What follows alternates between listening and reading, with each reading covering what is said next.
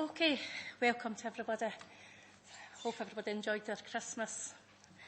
I'm glad to be back. We'll start with Colin, okay? Thank you. Yes, thank you, Deputy Provost. Deputy Provost Ritchie. Present. Councillor Aitchison. Councillor Alexander. Present. Councillor Balfour. Present. Councillor Binney. Present. Councillor Bissett. Present. Councillor Black. Present. Councillor Blackwood. Present. Councillor Bowes. Present. Councillor Buchanan. Councillor Colley. Councillor Coombs. Councillor Flynn. Present. Councillor Garner. Present. Councillor Goldie. Councillor Grant. Present. Councillor Harris. Present. Councillor Hughes. Present. Councillor Kerr. Present. Councillor McHugh. Present. Councillor McCluckie. Here. Councillor Meikle-John. Present. Councillor Monroe. Present. Councillor Murtagh. Present. Councillor Nicholl. Present. Councillor Nimmo. Present. Councillor Patrick. Present. Councillor Reid. And Councillor Spears. Thank you for that, Colin. Right, agenda item 2, declarations of interest. Is anyone? No one? Okay, we're on to agenda item 3, election of provost, and I'll hand over to Colin.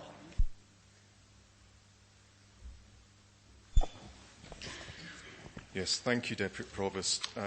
This report deals with the election of the Provost and sets out the process for the election, which is set out in turn in Council Standing Order 23. The process is that nominations will be called for, and if there are more than 2 nominations, then a vote is taken among the candidates, with each member having 1 vote for any particular candidate. If no candidate has an overall majority, then the candidate with the least votes will drop out of the vote, and there will be a second vote taken. This should be a familiar process to members, as it was the same process that was undertaken at the statutory meeting in May of last year. And accordingly, Deputy Provost, the first stage of the process is to call for nominations to the post of Provost. No seconder is required, simply a nomination is sufficient.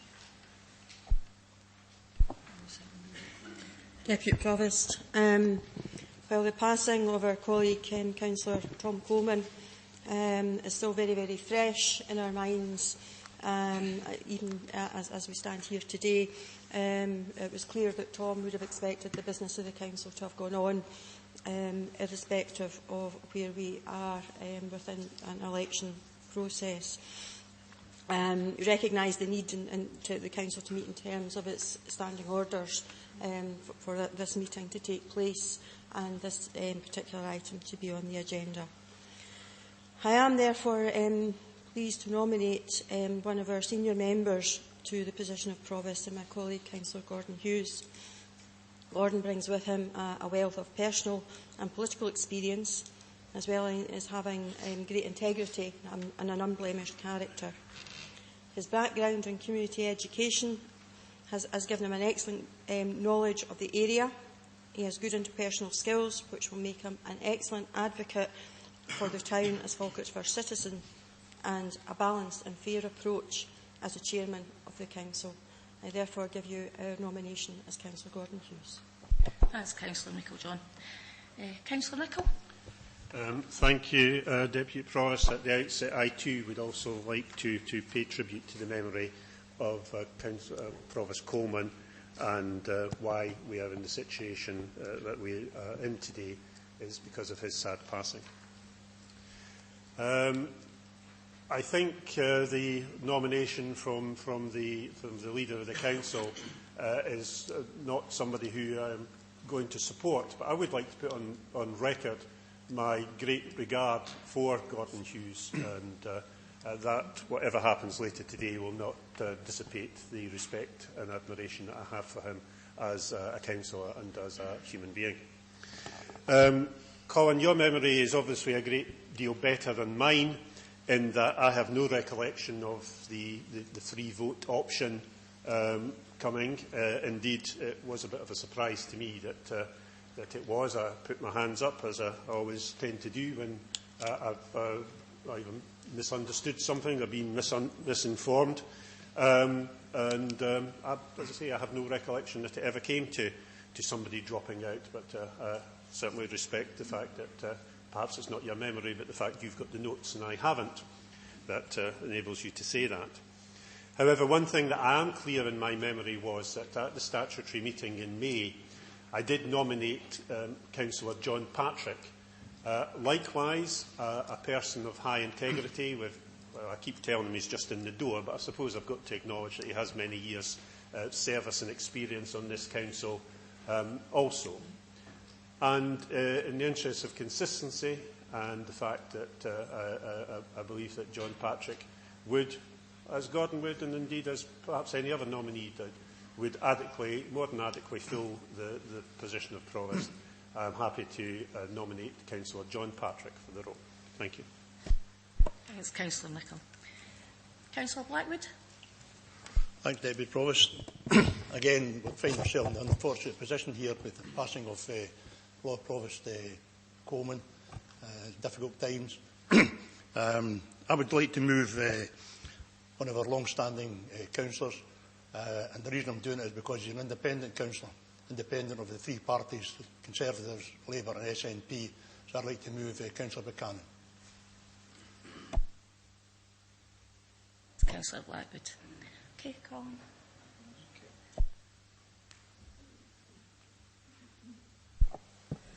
Thank you, Deputy Provost. We'll simply proceed now through the roll, asking each member to indicate which candidate that they support. Deputy Provost Ritchie. Councillor Hughes.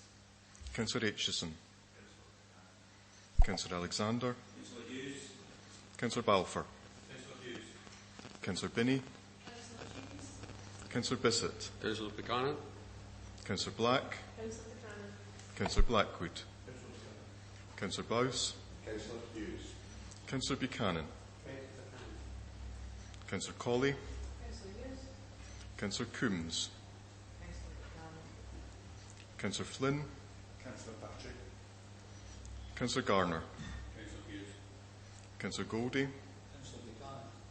Councillor Grant. Councillor Patrick. Councillor Harris. Councillor Patrick. Councillor Hughes. Councillor Hughes. Councillor Kerr. Councillor Patrick. Councillor McHugh. Councillor Hughes. Councillor McCluckie. Councillor Meiklejohn. Councillor Monroe. Councillor Murtagh. Councillor Nicholl. Councillor Nimmo. Councillor Patrick. Councillor Patrick. Councillor Reid. And Councillor Spears. Councillor Hughes.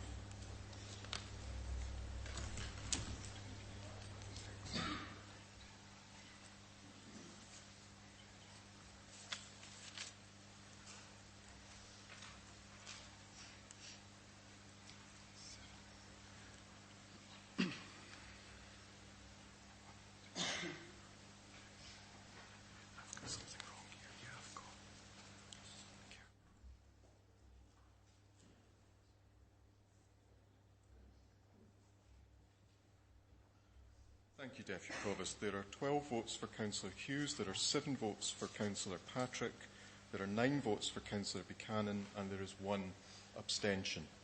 And accordingly, Councillor Patrick is eliminated, and we proceed to a second vote, which stands between Councillor Hughes and Councillor Buchanan.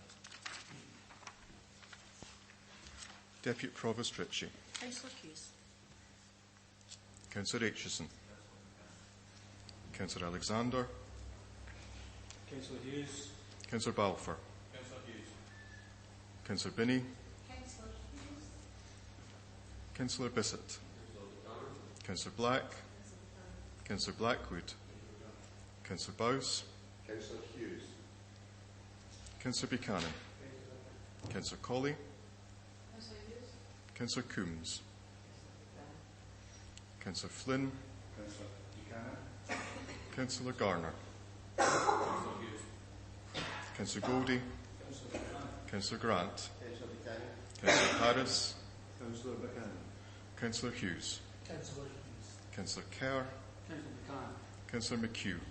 Councillor Hughes. Councillor McCluckie. Councillor Buchanan. Councillor Meiklejohn. Councillor Hughes. Councillor Monroe. Councillor Buchanan. Councillor Murtagh. Councillor Hughes. Councillor Nicholl. Councillor Buchanan. Councillor Nimmo. Councillor Buchanan. Councillor Patrick. Councillor Buchanan. Councillor Reid. Absolutely. And Councillor Spears. Councillor Hughes.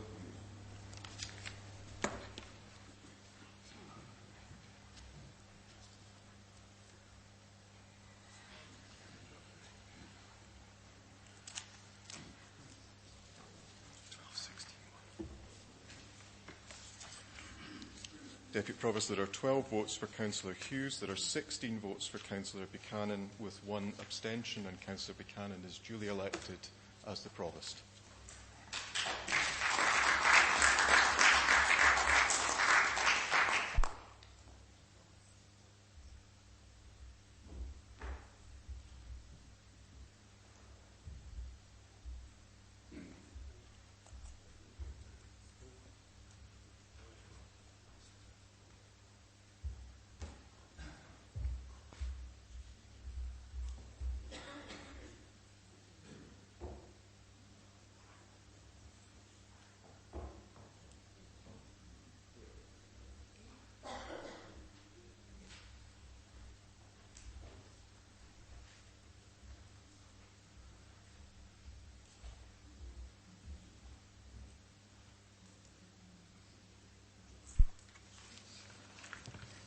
First of all, can I take this opportunity to express, obviously, once again, as people have stated, the reason that this vacancy has arisen is because of the sad demise of our former colleague, Provost Coleman.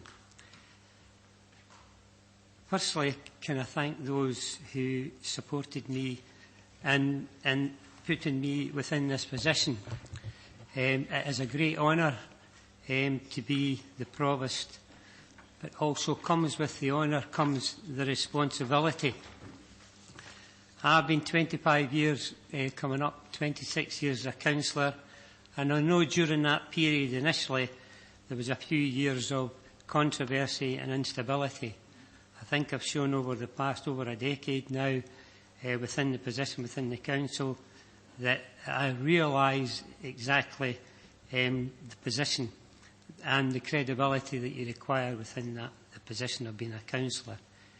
I would say that I'll be as open and transparent, and at the end of the day, obviously I'll have to take cognizance of the fact that with the responsibility, obviously the standing orders is a very important issue, especially when you're dealing with Falkirk Council. And we'll be reliant quite a bit initially on the officers of the council. Ladies and gentlemen, fellow councillors, I would just like then to go on now to the next order of business, which is item 4 on the agenda, Budget and Local Government Settlement 2018-19. It's pages 6 to 64 on your agenda, and I think it's Mr Smale who will be doing the report. Thank you, Mr Smale. Thank you very much, Provost, and good morning. This report deals with the Scottish Government budget and the local government settlement which flows from it, and in particular the revenue grant, which is the primary determinant of the Council's budgetary position. The report also picks up on the Accounts Commission 16-17 overview, which is a relevant and informative context for members' current budget deliberations. Section 3, the background, you can see how we track the journey to date, including the deliberations of the Member Budget Working Group. In terms of the Scottish Government budget itself, there are 3 broad elements highlighted at Section 4.1. The first is the Scottish Fiscal Commission's economic forecast for economic growth and tax revenue. The second is the Scottish Government's application of its new tax powers. And the third is the setting of a reference point for broader public sector pay. Of particular interest to the Council is, of course, the local government settlement, and specifically what it means for our Council, and that is summarised in section 4.2 of the report. As anticipated, it's a one-year settlement, and it's also noted the Scottish Parliament will debate it on the 21st of February, which was the provisional date determined for our Budget Council meeting. In the light of that, it's suggested that the Council's consideration of the budget be put back to the 28th to allow time to react to anything that comes out of Parliament's consideration of the draft budget. The settlement itself is set out in terms of the Cabinet Secretary's letter dated 14th December, and that's appended to the report, Appendix 1. It's very clear from the Cabinet Secretary that the proposals are to be viewed as a package, and councils will not be able to select elements of the package. It's also highlighted as being a sanction-free settlement. The letter also requires any council not accepting the package to write to him. The date's been extended to 26th of January. I note in paragraph 423 that on the back of the settlement letter, COSLA sought clarification on 2 points. The first was whether the potential which was mooted prior to the settlement for council tax to be averaged over the period of the Scottish Parliament might be applied, but this was rejected. There was also an attempt to seek specific feedback from the Cabinet Secretary on 2 elements in the settlement, namely the pupil-teacher ratio and the council tax cap in terms of any particular sanctions that may prevail were either of these not to be complied with. But as noted in the paper, the Cabinet Secretary responded merely highlighting the terms in his initial letter. In para 424, it's highlighted that the settlement has become particularly complex over recent years, and it is difficult to interpret the numbers, and indeed there's scope to interpret them in different ways, which of course can lead to confusion. And I think this is readily illustrated in the interpretation of the grant as outlined in paras 426 and 427, where the paper sets out, on the one hand, the Scottish Government's interpretation of the figures, and on the other, COSLA's. In terms of the hard reality, Falkirk's provisional revenue allocation is 266 million. That's a cash reduction on a like-for-like basis to the previous year of 3.7 million. It is, however, a more favourable outcome than was reflected in our base case scenario planning, and indeed tilts somewhat towards the optimistic end of the spectrum, which of course is welcome. The settlement also covers the capital position. Here we have a reduction of 2 million in grant from what we expected, and that in reality ripples across the 3 years of the settlement. There's also an adjustment to the reprofiling of capital grant relating to a previous settlement. We'd expected it next year, but that will be deferred a further year. So, on the back of that, officers are working towards restoring a balanced 3-year programme, which in due course can be brought before members. There's a couple of developments relating to non-domestic rates that's worth highlighting. Para 4213, the new business growth accelerator, which will delay any increase in rates liability due to improvements or expansion on existing property for 12 months, and moreover, no rates will be due on any new build property until 12 months after first occupied.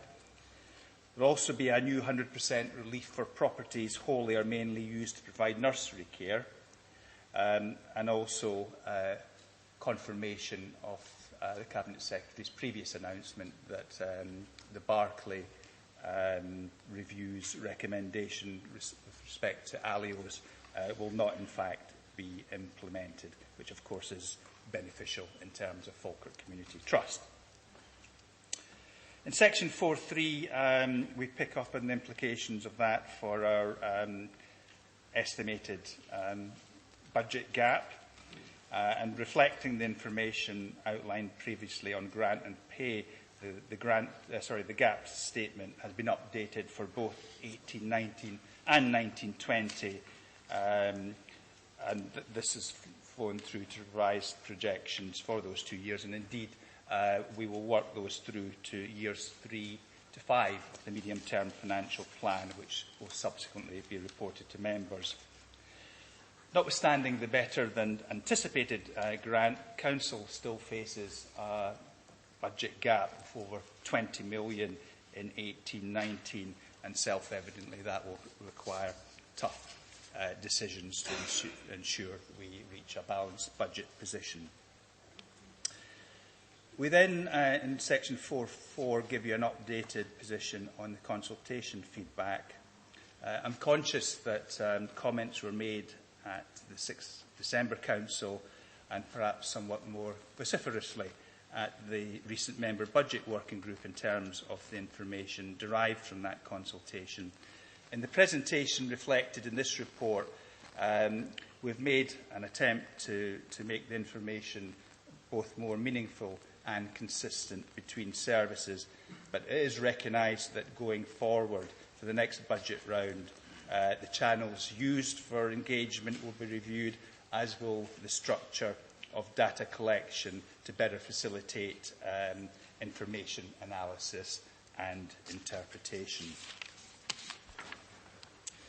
So that's the position with respect to the settlement and the Scottish Government budget. The second part of the report picks up on the Accounts Commission financial overview for 16-17, and the release of this report is deliberately timed to help inform Council's budget deliberations. It's in 3 parts. The first one deals with income and budgets. Much of this section is focused on the pressures facing local government in terms of rising costs and reduced grant. You can see at para 456 that a concerted effort has been made to identify additional income sources. The second part deals with financial performance.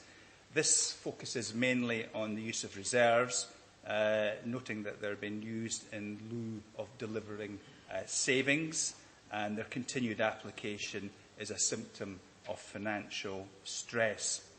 It also notes the pressure of capital investment on revenue. As you know, decisions on capital in terms of both the running costs of an entity and the debt charge repayments impact on the revenue budget.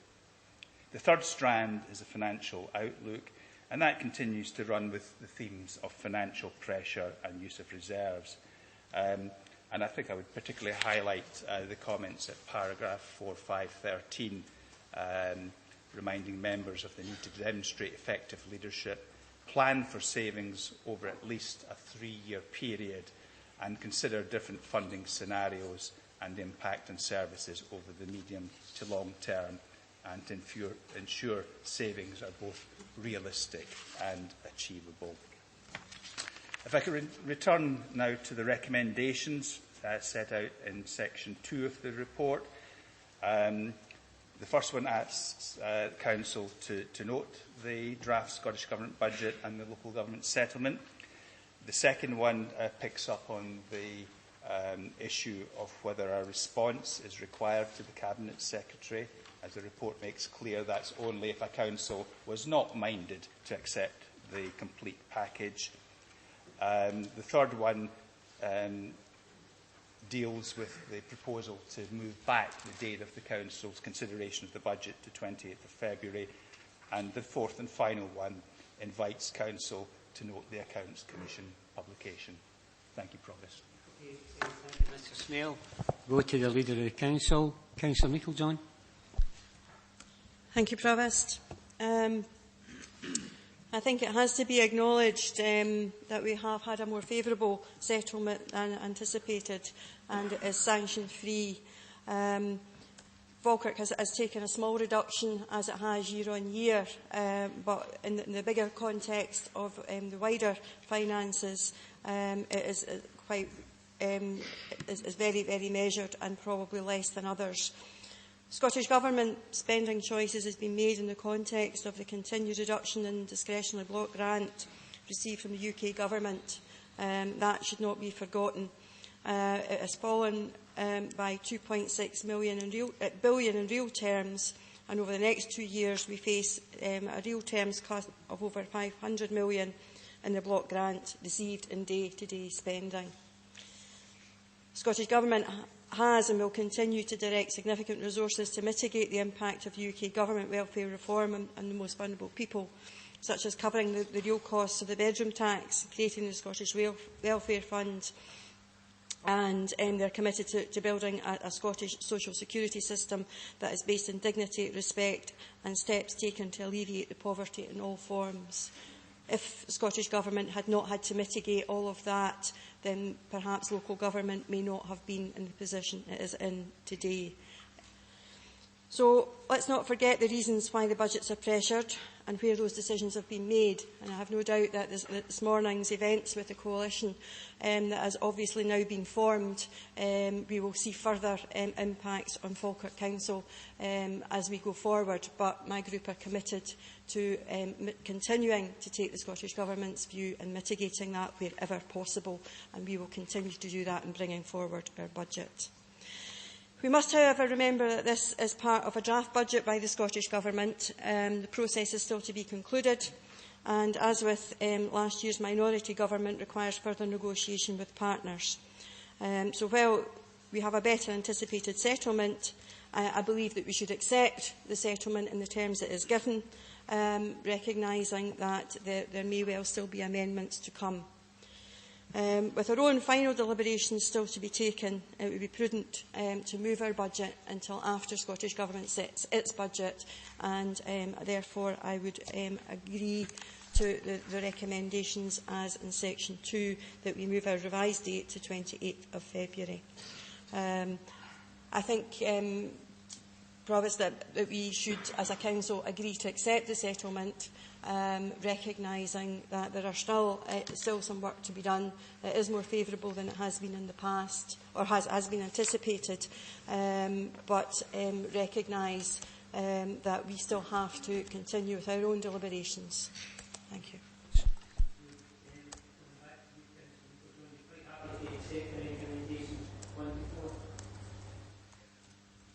Yes, and item 2 asks us whether to send a response, and I think we send a response accepting. Councillor Garner's got his light on. Happy to second that. Okay, thank you. Councillor Goldie. Provost, we've heard some words here from the leader of the Scottish Nationalist Party. Again, with the same mantra that we hear, time without number. If it hadn't been for the block grant coming from Westminster, we wouldn't be in the fix we find ourselves in. Yes, the budget is going to be a reduction, but it could be worse. That's certainly true as well. However, the claim that they make that they can't do their job simply because the Westminster administration won't let them is the same position that they put us in and that we find ourselves in. We can't do our job simply because we can't get freedom away from to allow our budgets to be done here locally. The situation is very straightforward. We can't work here without money coming forward or without being able to raise our own money. Falkirk Council, for a long number of years, were well known for fiscal probity. We had the third lowest council tax in Scotland, and we had all the services that we needed. We improved services. Since the 1980s, we've taken services out into the communities, and in the last 10 years, what have we done? We've pulled back services out of our communities. That's as a result of the money and the approval not being given for us, first of all, to raise our own money. It's a scandalous situation when people who are employed in local government have again had a delay in finding out what their situation is going to be, what their chances of being made unemployed are going to be, and what kind of money we can spend on local authority services. And here it's been extended again. And certainly we'll see the Greens playing a game. The Greens will make a big play for the other £150 million, same as last year, same rerun of an old movie.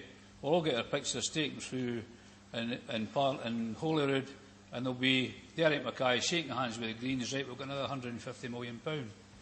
But as we stand here today, we don't know what our budget's going to be. If I put a box on the floor there with a big pink ribbon on it and says, somebody give me 300 quid for that, the first thing they would ask me is, what's in it? We don't know what's in this budget. And first of all, the one certainty that we do know that's in the budget is there's going to be a reduction in jobs. There's going to be a reduction in services. In fact, we're being advised that for the next 3 years, there's going to be a further reduction in services and prepare for a further reduction in jobs. Something over 40,000 jobs lost in local government since the SNP came into power. Now, the other situation that we find ourselves in is, should we or should we not write to the Scottish Secretary, the Finance Secretary, Derek Mackay, to say we didn't accept the budget? Well, I would put that in another context. How can we accept the budget if we don't know what we're going to get? How can you possibly accept a budget when you don't know what you're going to get? Therefore, the Labour Party here would be suggesting that we write to Derek Mackay saying that we reject his budget at this particular juncture until we see the finished document.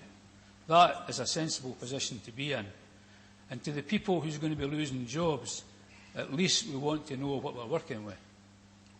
That's the situation we find ourselves in, Provost. Maybe just to clarify, Councillor Goldie, in terms of the recommendations, 1 to 4, you're happy with the other 3 except the second one where have you got a seconder for it? Provost, I'm happy to second that. Councillor Nicholl.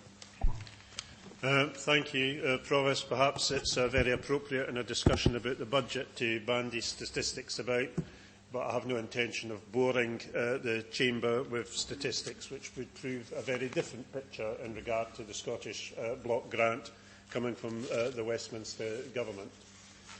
The figures before us, and I do take the point just made by the Leader of the Opposition that we are, to some extent, working without the full facts. It's no different than, as we can recall, every budget process.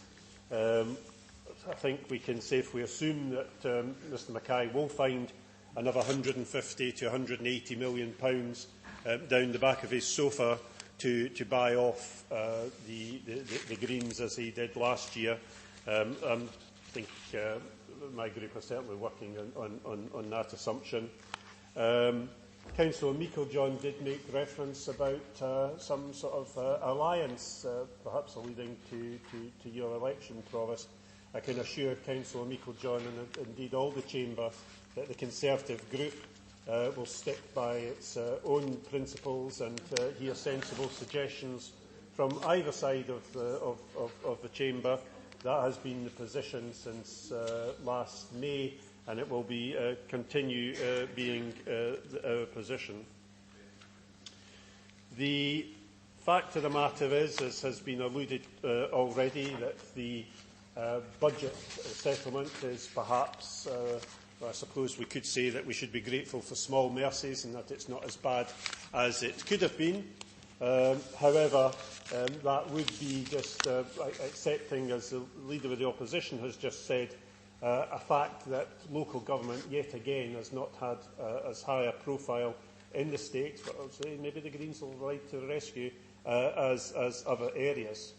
The Scottish Government and the Scottish Parliament is one of the most powerful devolved legislatures in the world, and yet we still hear the continued bleat from the SNP that it's not our responsibility, it's big bad Westminster, of course, which has been their mantra for some time, and you know, being friendly and giving you a tip, it doesn't seem to be working too well, convincing the electorate of the merits of breaking up our country. But that's by and by in discussions for another place. We are first and foremost councillors elected to serve our local communities, and whilst we'll all have views on matters of constitutional importance, then we should first and foremost concentrate on what is before us. And the fact that it is before us, as representatives of local communities, we will see ongoing cutbacks as a result of the actions of the Scottish Government, leading to the difficulties which this paper not only spells out, but of course will be even better aired in the budget process to come. So, Provost, we are realists. We do accept that this is the situation, and it may be that despite her better judgment, the Leader of the Council does find support on these benches for recommendations 1, 2, 3 and 4. Provost, thank you.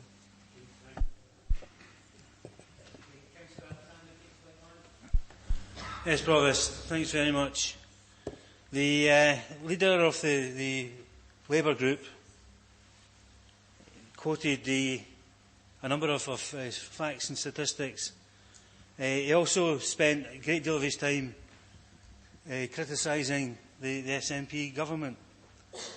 Not one word uttered his lips of criticism for the Westminster government. Not one word of criticism for the cuts. The 10% of the overall budget for the Scottish Parliament from Westminster. No criticism of the cuts in DWP.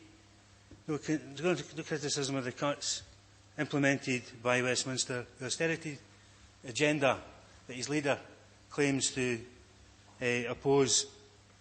I think that's as typical, unfortunately, of what we have in here, Provost. Councillor Nicholl says that he could put forward an alternative set of statistics that showed how Scotland was well treated. Well, I'd like to see those statistics, because the statistics that were quoted by the Chancellor have been roundly discredited in terms of the judgment of the media and beyond. In relation to the overall settlement, I think first of all we should congratulate the Leader of the Council. He not only spent hours and evenings travelling back and forward to Edinburgh to lobby on our behalf, but spent hours on the telephone, 2 ministers lobbying on our behalf. And I think that the result, which everyone has accepted, is better than anticipated. A great deal of credit should go to Councillor Meiklejohn for that. I was interested to hear Councillor Goldie say that he can't do his job. But we're doing a job on this side of the chamber. It's not an easy job at this point in time. We are doing a job. We are getting on with it. We've seen the fact that when we look at the funding of local government, it's been cut along with the funding of most of the public sector. And we've seen the reasons for that. But what we have seen, and what we haven't seen, is alternatives from the opposition. We've seen no alternatives coming forward whatsoever from the opposition, other than criticise the Scottish Government.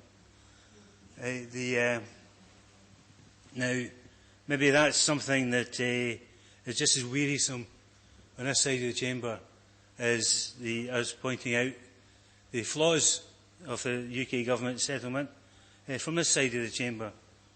But the fact still remains that we are where we are.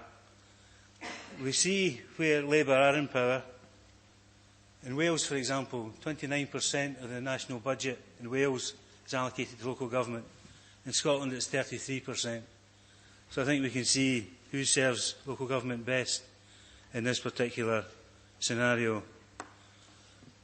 Provost, first of all, can I be the first from the floor of the Kirk, if you like, to congratulate yourself on your elevation? You were nominated as an independent, Councillor Blackwood said, and we look forward to all parties being treated equally in the chamber and out with the chamber also. Watch with great interest that particular front. But can I finally finish up, Provost, by saying that we have a more favourable settlement than they anticipated. We have the possibility, and I don't know what's happening with the Greens and the SNP national government at the moment. I don't know what's happening. I sincerely hope there is 150 million that we get a share of. I hope there's 250 million that we get a share of. But that pink box that's sitting out with the Chamber at the moment is 99% full. It's 99% full in terms of the information that we have in relation to the budget. It's 99% full in terms of the statistics, the cash, and what we can expect. And it's that 1% that we hope will be forthcoming that will allow us to further enhance the democratic processes within this Council, and beyond that, the delivery of services for our people. Until then, we'll continue to do our job. We'll continue to look for savings. We'll continue to look for where services can be restructured with least impact on the service users. And we'll continue to put forward the people of Falkirk first and foremost. 18-1, Provost. Thank you. Councillor Buchanan didn't name me. Could I just... sorry, Provost Buchanan. Councillor Alexander didn't name me. Like a great many people in Scotland, when we got the Scottish Government, when we started the campaign for the Scottish Government, I was on the side asking... Point of order, Provost. Just a minute. Point of order, Provost, President. Can I continue, Provost? Can I continue, Provost? Thanks. The Scottish Government... Standing order, this point of order takes precedence. Provost. Standing order 19.1. Provost. It does not say that someone who is named... Provost. Well, just clarify. Only Excuse me. We've got a legal ruling. Councillor Goldie carries on. And Fine, thanks for that. Check that out. Thank you. And I didn't need any lessons on standing orders from Mr Alexander, as anybody in this chamber will know. But can I just say that when the campaign started for the Scottish Parliament, I was always on the side of having the Scottish Parliament, unlike our colleague across the road, whose party didn't agree to halfway down the road. But let me also say this. It's commendable that the leader of the Council goes to Edinburgh to talk to ministers. And it's equally commendable that our colleagues here went to lobby Parliament, but we lobbied... Provost, this is a speech. It's not an 19.1. You raised the whole point about going through Edinburgh. We were through Edinburgh lobbying with the workers outside the Scottish Parliament. This is not a 19.1, and this is an appalling misuse of the Chamber. Thank you. Fine, I'll close on this, I'll close on this, Provost. Miss Meikle-John says what happened to it's neutrality? not as bad as it could be. That's like, one point, that's like the condemned man getting told Councillor we're going to die in a more and he'll die in a fortnight's time. No. Okay, we'll go back. Yeah.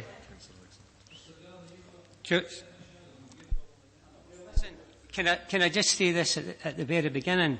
Councillor Alexander had made a valid point to me in relation to openness and transparency and everybody being fair.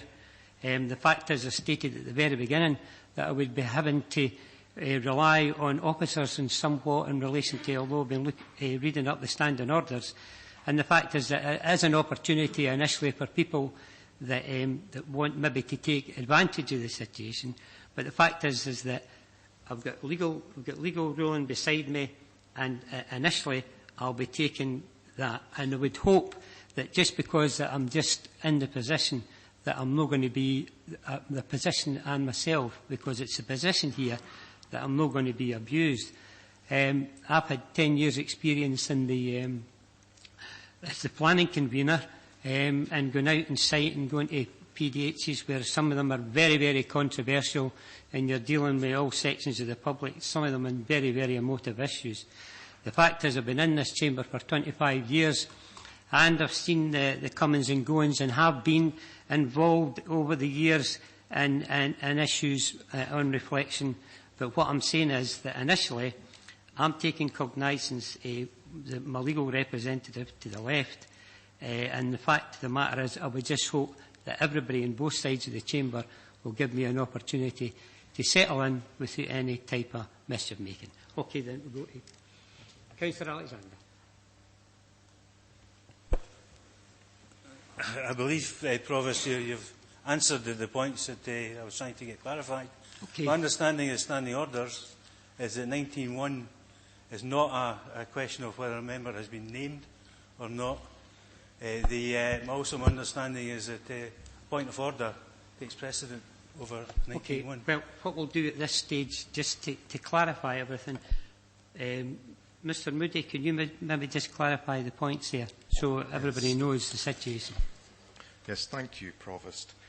Councillor Alexander is entirely correct. Standing Order 19 does not depend on someone being named, but the issue is if someone has spoken earlier in a debate and feels that another member has misunderstood or is misrepresenting what that member has said, then 19.1 gives an opportunity to rise at the end of the member's contribution with the agreement of the Provost to clarify any misrepresentation or misunderstanding which has arisen in the other member's speech. Councillor Alexander is correct in saying a point of order may be raised at any time, but in my view, during the course of contribution under Standing Order 19.1, it is entirely reasonable for the Provost to wait until that is concluded before hearing the point of order. Okay, thank you very much. Okay, we'll just clarify where we are in terms of the business. We have a motion from the Leader of the Council, Councillor Meiklejohn, and the motion would be to the recommendations 1 to 4 to be accepted. That was Councillor Gardner, I think, that had seconded that. We also got an amendment for Councillor Goldie in relation to item 2, which is determined whether a response is required to the Cabinet Secretary's appended letter in terms of para 4.23. And before I go on to that, I would just maybe bring Mr Smale back in. Mr Smale, when you were discussing this issue, could you just maybe read out what your terminology was again in terms of if it was not minded to accept, what would be the consequence of that? Thank you.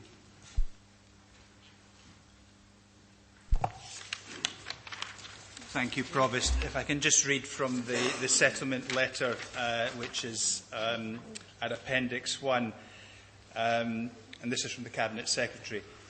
Any individual authority not intending to agree the offer and accept the full package of measures and benefits should write to me by no later than, it says 19th of January, and as outlined earlier, COSLA had agreed a later date.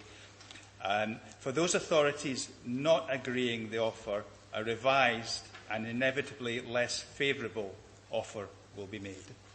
Provost. Just to clarify that point, if obviously there's going to go to a vote. So we clarify that. We've got a motion moved and seconded to agree the recommendation contained. We've got an amendment moved and seconded in terms of responding to the Cabinet Secretary. Councillor Reid. Yes, thank you, Provost. I think Mr Mackay last year showed his newness as a secretary, and it was a less than satisfactory budget. But I think this year we see improvements, perhaps a bit more experience being applied. And he is an ex-leader of a council in any case. It's undoubtedly the case that most of the cuts foisted upon the Scottish Parliament have come from Westminster. It cannot be denied. And the so-called better settlement this year was really in the form of capital monies rather than revenue funding. So that's the argument there. I think, too, the cuts to social work budgets and social services is covered by item 7 on the agenda this morning. Universal credit will be discussed. Universal credit imposed by the smiling assassin, Ian Duncan Smith. And we'll see what the Tories have to say about that when that item comes up. Should a response go to the Cabinet Secretary saying yes, we accept the package, I would suggest it be a qualified response because we don't know what the complete package is. We could get at least another 3% should his agreement with the Greens come through. And what we don't know and what's not been clarified is how will the wage freeze, when it comes to an end, how will that be funded? Will that responsibility be passed to the local authority solely, or will there be money coming from central government? I know there's extra money in to cover the teachers' rise, but if all the staff are going to have a rise, who's going to pay for it? So we don't know what the package is, unfortunately, and I suggest that a qualified response be made to the Cabinet Secretary, as suggested by our leader, saying we cannot accept it because we don't know what it is. Thank you. Provost, happy to accept that as an addendum if that's what that's moving. Okay, we'll just ask Councillor, that's fine, Councillor Goldie. We'll ask Mr Moody then just to qualify what's been stated in terms of the motion and the amendment. Thank you. Yes, thank you, Provost. The motion from Councillor Meekendon and seconded by Councillor Garner consists of the recommendations, but at paragraph 2 to accept the offer as made by the Cabinet Secretary. Against that, there is an amendment moved by Councillor Goldie and seconded by Councillor Nimmo, which is to reject the budget settlement at this stage until the final settlement is known. Now, there has been a suggestion made by Councillor Reid, I think perhaps to temper the terms of the amendment to not accept the budget settlement at this stage until the final settlement of the terms are known. And it would be a matter for Councillor Goldie and Councillor Nimmo to say whether they wish just to adjust their amendment to reflect the suggestion by Councillor Reid. I think Councillor Goldie did quantify that. Did you, Councillor Goldie, did you not say that you would accept it? Yeah. Provost, do I have the opportunity to sum up as a mover of the motion? Hold on, Councillor Nimmo, just a minute. I'm happy to go along with that as well. Thank you, Provost. Firstly, I find it quite disturbing that the opposition wish to reject in favour of a lesser settlement, because that was what was originally proposed. Nobody disagrees that the Scottish Government budget is not as yet been agreed, and there is potential there to have those further discussions as the time goes on. Fact remains that there are still opportunities to have discussions with government, and as Leader of the Council I have that opportunity to continue to speak to ministers and do so with the best interests of this authority at heart. In relation to the pay freeze, the terms of that are quite clearly indicated within the papers already within the settlement. Whether or not they are couched in terms of any additional monies coming forward, ring-fenced for that, we don't know. We are where we are at this moment in time. We have something before us. I believe that we should have that agreed and be able to work forward on that, rather than creating the instability and uncertainty that is being proposed by our colleagues in the opposition. I think we want to have a constructive discussion with government, and certainly that is something that has been praised through COSLA in particular, that the discussions this year with regard to the budget have been far more constructive and have been challenging on both parts. That is the attitude that we wish to continue in going forward. I therefore see the proposal put forward to reject the settlement under the terms that's been given to us is very negative to the people of Falkirk, and I would wish that when they actually come to vote that a further consideration is given to that. Thank you very much for that. Okay then, just to clarify, just maybe Mr Moody before we go to the vote. Thank you.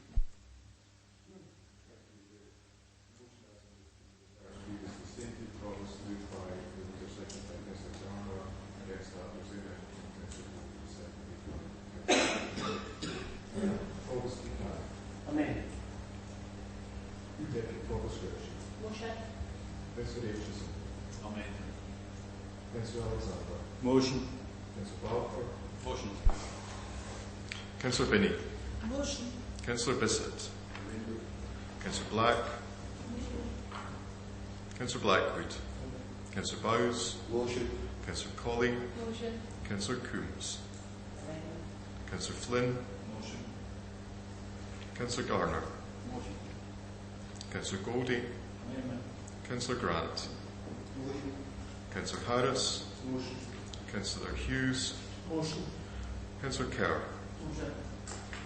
Councillor McHugh. Motion. Councillor McCluckie. Mayor. Councillor Meiklejohn. Motion. Councillor Monroe. Councillor Murtagh. Motion. Councillor Nicholl. Motion. Councillor Nimmo. Councillor Patrick. Motion. Councillor Reid. And Councillor Spears. Motion.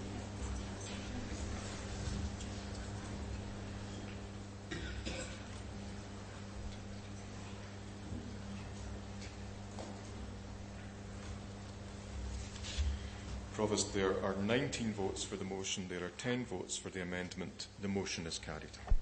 Thank you very much for that.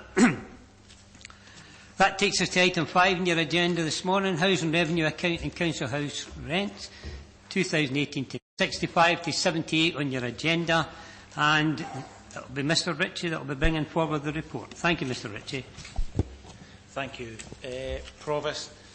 The Council is landlord to just over 16,000 tenants. The cost of providing council housing is required to be self-financing.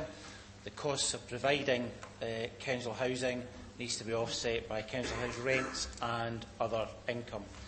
We have a statutory requirement to review our rents and other income on an annual basis, and the report before you this morning seeks to review the rents and other charges for financial year 2018-19.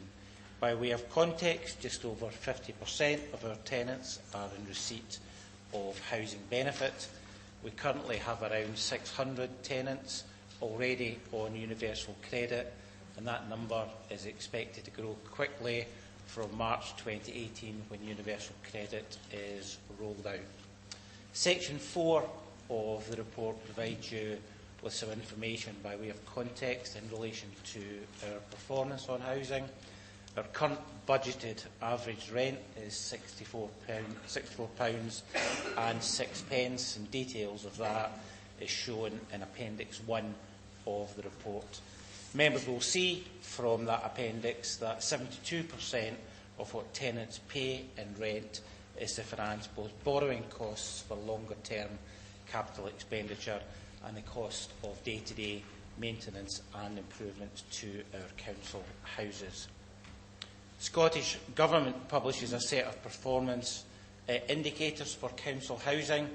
This allows comparison of the council's performance to be made against the other 25 local authority landlords. Section 4.3 of my report sets out the main points as they relate to the council. These are that the council has the 5th lowest rent, the 4th highest level of repairs and maintenance expenditure per house, and the 7th lowest supervision and management costs. The Council has in place a housing asset management plan which provides a strategic and planned approach to maintaining and improving our housing stock. This is based on stock condition survey data. It's estimated in 2018-19 that around £52 million is required in both revenue and capital terms in order to maintain and improve our housing stock and associated estates. Section 6 of my report sets out the cost pressures on the HRA. These are consistent with my earlier comments in that the biggest increases in costs are in property costs and in capital financing costs.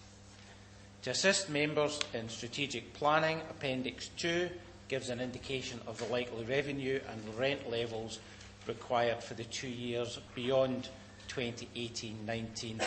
These should be considered as being the best available estimates at this time. Social landlords have an obligation to consult tenants regarding proposals for rent changes and to take on board their views in setting rent levels.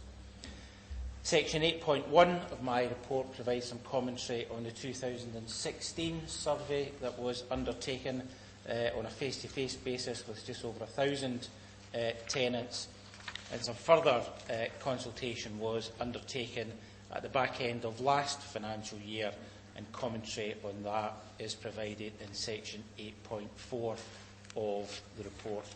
Disappointing to note, members, that in both occasions our response rate was just around 6%. Section 8.4 of the report sets out 4 options that were provided as part of the consultation. Members were provided with a copy of the consultation document at that time, and again, another copy of that is provided in Appendix 3 for members' consideration. Section 8.5 of the report provides members a summary of what the outcomes were of the most recent consultation.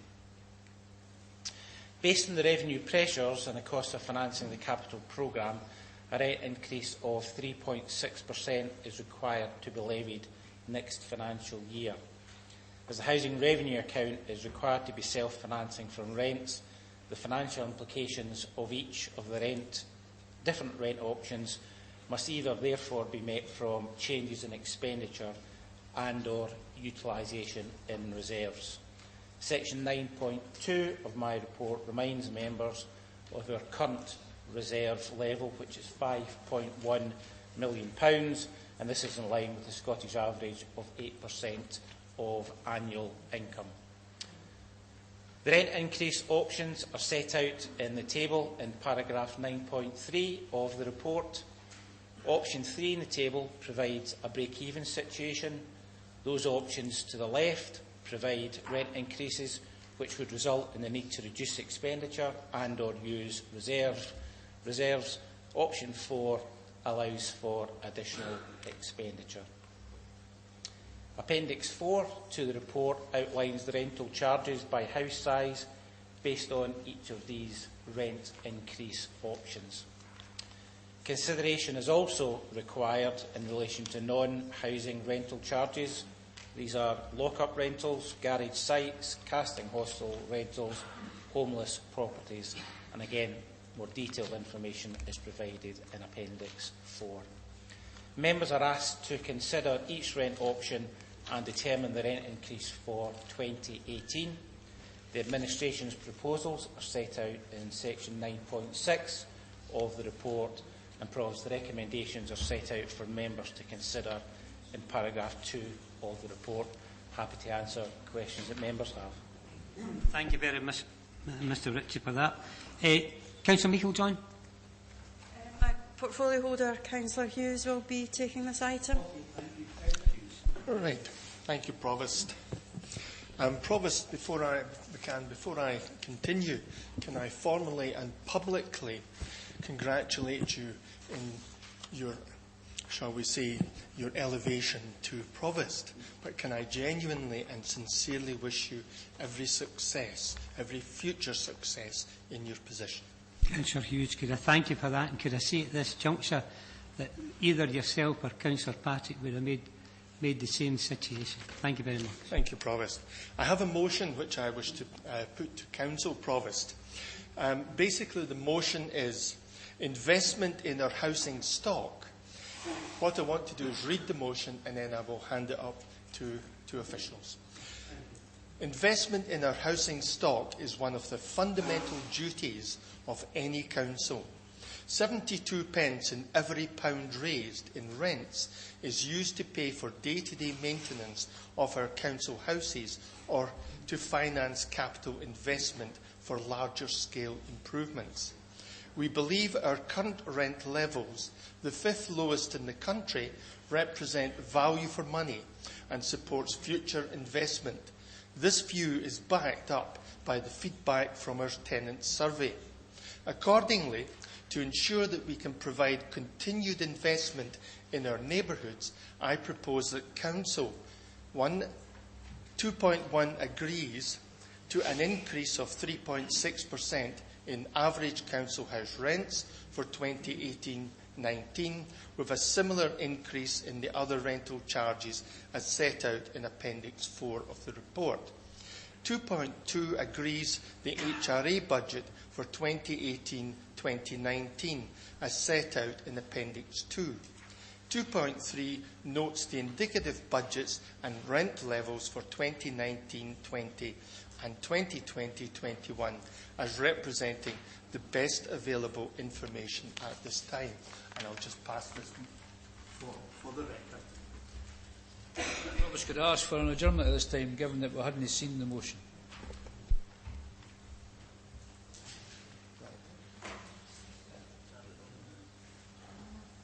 We'll get copies made for everybody in adjournment for 10 minutes for people an opportunity to look at it. Okay?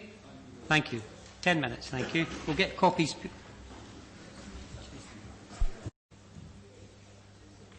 Okay, thank you for that. That's given you an opportunity to have a look at the motion moved by Councillor Hughes. Councillor Hughes, just come back to you for a minute. Just to Thank you. Finalise, and then we'll see if we've got a seconder. Thank you very much. If I can draw your attention to 3.1, Provost, the cost of providing council housing must be self-financing from house rents and other income. This stems from the Housing Act of 1989. In this Act, local authorities were required to balance their housing revenue account without transfers from the general fund. The HRA in this Act became ring-fenced, which meant that local authorities have to raise rents to meet any deficit after subsidy has been taken into account. You will notice in this report that there are pressures. In terms of investment, we wish to maintain and improve housing standards, wish to deliver a programme of additional affordable homes. There are cost pressures as set out in 6.1. Employee expenses, property costs, supplies and services, capital charges. Appendix 1 sets out what the tenant pays for. However, the report also highlights future financial pressures related to the impact that the introduction of universal credit may have on the housing revenue account. Taking everything into account, an average increase of 3.6% still gives our tenants value for money and supports quality of investment in affordable homes. I commend this report to you. Thank you, Provost. Councillor Hughes, have we got a seconder there? Councillor Bowes? I have the pleasure of seconding that report. Yeah, Provost, we value very greatly the housing review account and the quality of the property that our tenants are being afforded. In fact, members will recall that last year in an indicative housing revenue account, we did in fact propose a 3.6 increase. So it would be absolutely astonishing should we attempt to change that. So the increase that's proposed is the increase that we proposed last year. Equally, last year, the SNP, when we proposed a 3.6 increase, proposed a 1.8 increase. Now, a 1.8 increase, had it gone through, would of course have meant less expenditure on the properties. And the other key to that is a lesser expenditure going through would cost jobs. Because if you didn't put the money into the rent revenue account, you can't afford the work that's going forward. So again, through our 3.6 for last year, we are always concerned about jobs. When people talk about looking for further savings in council services, make no mistake about it, you can't get further savings of the kind they're talking about without taking away jobs. We support the 3.6 and we are quite happy with the motion.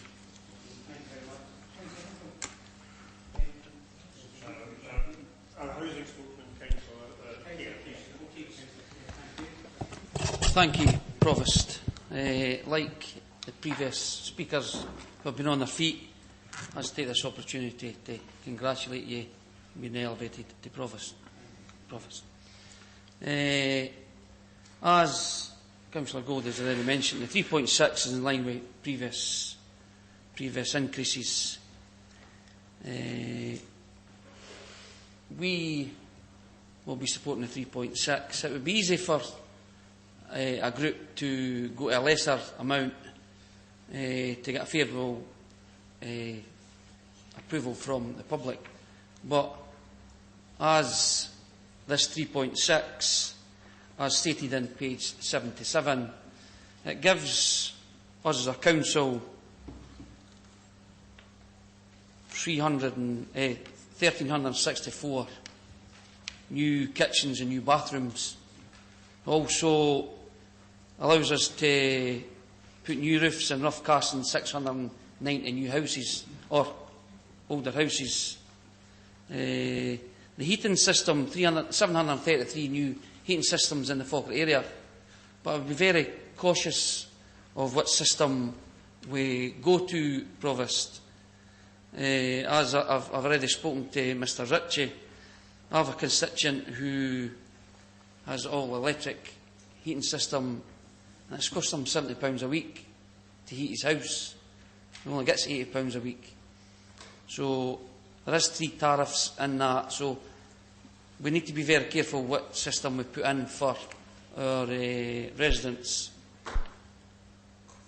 The worrying statistic, I feel, is the one that Mr Ritchie gave, the 6% response rate from the community, is a concern for me. And we need to try and get a better way to communicate and get answers back from our community, because it's them that's at the forefront of our service. And I'm quite happy, along with Councillor Goldie and Councillor Hughes, to approve the proposal. Could I say this? That was a valid point you brought up in the feedback, that you'll find as you go on in the council that over the years that everybody's been frustrated with public consultation. It's usually when something comes into effect that's when there's a rush to contact the council. Everybody gets an opportunity to be consulted, but it's up to our tenants, our residents, to provide feedback. Councillor Alexander, you want to come in? Yes, thank you, Provost. I thought for a wee minute Councillor Kerr was going to lament and side with his constituent of the disgraceful position of having £80 a week as an income. That is an absolutely shocking level to sustain any human being, and we look forward to the days when this government no longer presides over all benefit issues.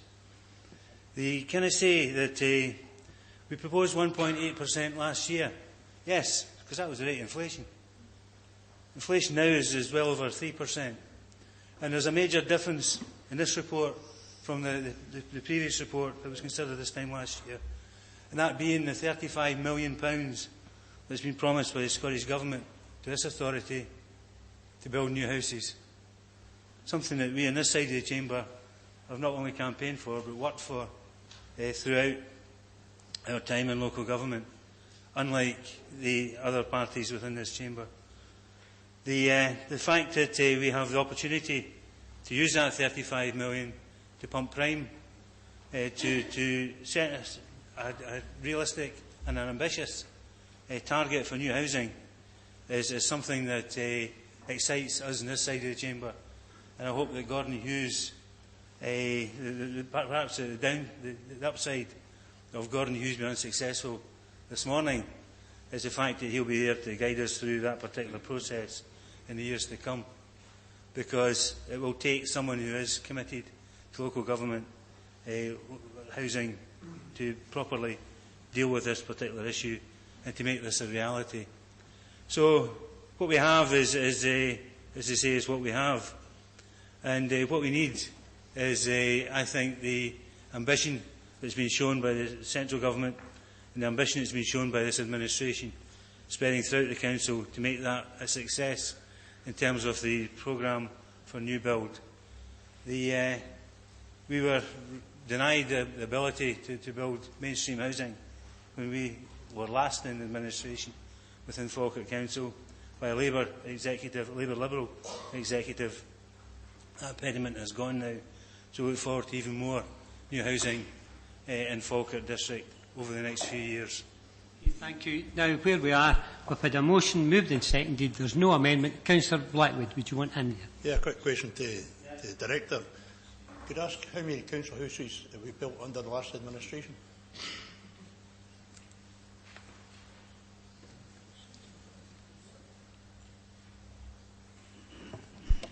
Thank you, Provost. That's contained in the information included in the next report. 364 council houses were completed. Thank you. Okay then, with a motion moved and seconded, there are no amendment, so we're agreed the recommendation. Thank you. Okay, thank you very much. That takes us now to item 6, Housing Investment Programme 2021, pages 79 to 88 on your agenda, and given the report again will be Mr Ritchie. Thank you, Mr Ritchie. Thank you, Provost. This report provides members with details of the housing investment requirements over the next 3 years. Council is required to ensure its housing stock meets the Scottish Housing Quality Standard, often referred to as SHQS.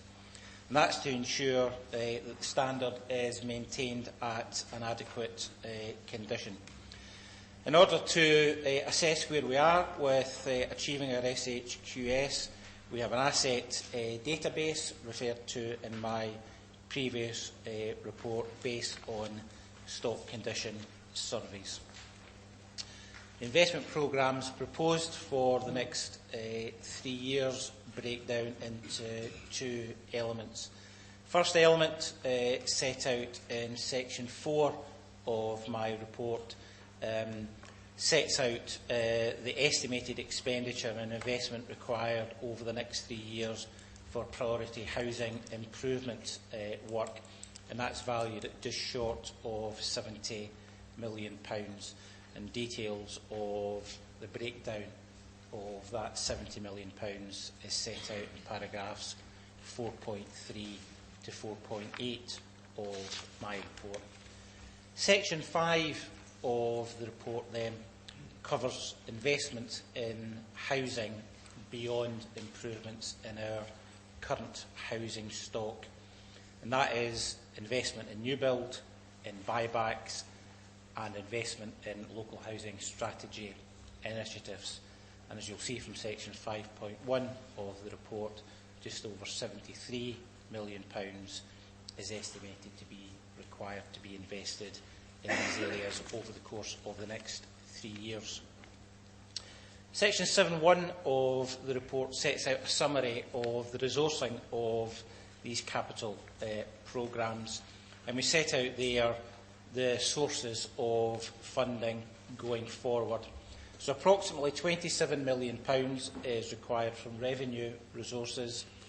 Just short of £24 million will be received from Scottish Government Affordable Housing Grant, and total borrowing of just over £92 million from the Council to fund these programmes going forward.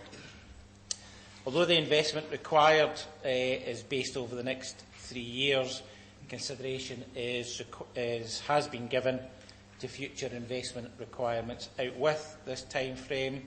Accordingly, a marker has been put down for the commencement of a programme of door and window replacement estimated at roughly £12 million per annum over a 10-year period, and that programme is likely to commence in 2021. Recommendations, Provost, are set out in paragraph 2 of my report. I'm happy to answer any questions members have. Okay, thank you very much. Councillor Hughes, thank you. Thank you, Provost. I will read the motion which I have. I don't know if there is a copy of the motion which obviously will be circulated to members. The motion is, I am pleased to recommend to Council the housing investment programme set out within this report. The programme provides for investment of circa £143 million over the next 3 years. 314 new affordable houses are programmed over the life of this programme. These will be delivered with support from the Scottish Government. Almost £70 million is planned to be invested in our housing stock. Much of this investment will help our tenants with their energy bills through works we will carry out on roofing and rough casting, window and door replacement, replacement heating and the extension of the combined heat and power system to our high-rise flats. Investment of circa £143 million in our housing stock will also be a welcome boost for jobs. I commend the programme to members. Ask the obviously members haven't had a time to. Councillor Hughes has just read that out. Is members clear in their minds what's there, or does members want a copy? Because at the end of the day, that's what we're to make sure that you get as much information as possible before you come to decision making. Councillor Hughes has simplified it by reading it out. Do you require a copy, and do you require time your groups to? Provost, there's a particular trait, and it's this idea of bringing forward reports.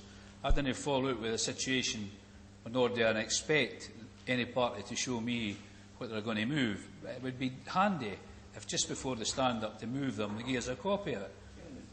Having said that, Mr. Councillor Hughes is not trying to catch us out in any way. I personally am happy to go with it as it is. I'm only simply asking if in future people will give some thought to that.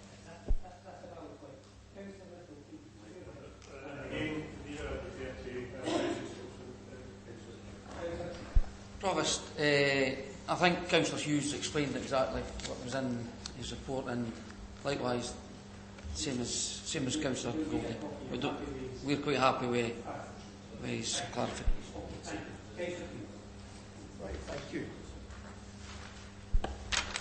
Housing, if I just from a historical point of view, as I did with the previous report, just to mention that housing investment programmes were first highlighted in 1977.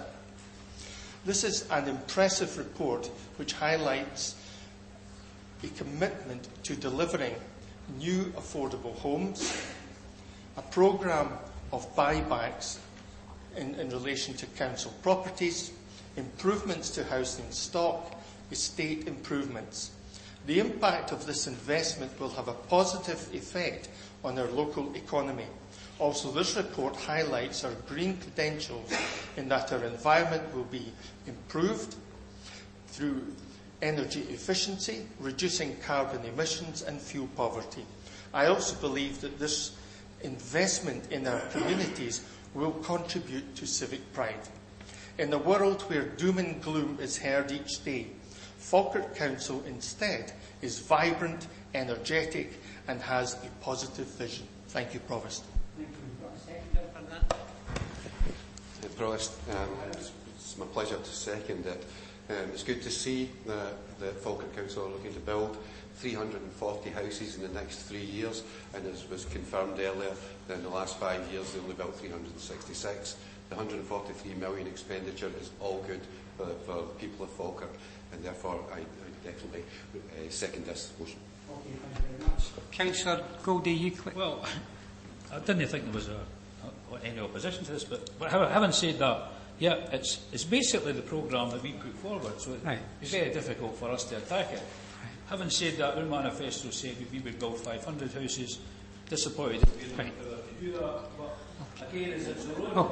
Okay, so, fine, thank you. So, you're happy with the motion. Councillor Kerr as a spokesperson. Thank you, Provost.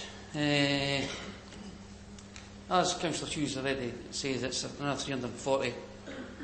I think as a council we need to keep delivering new affordable housing.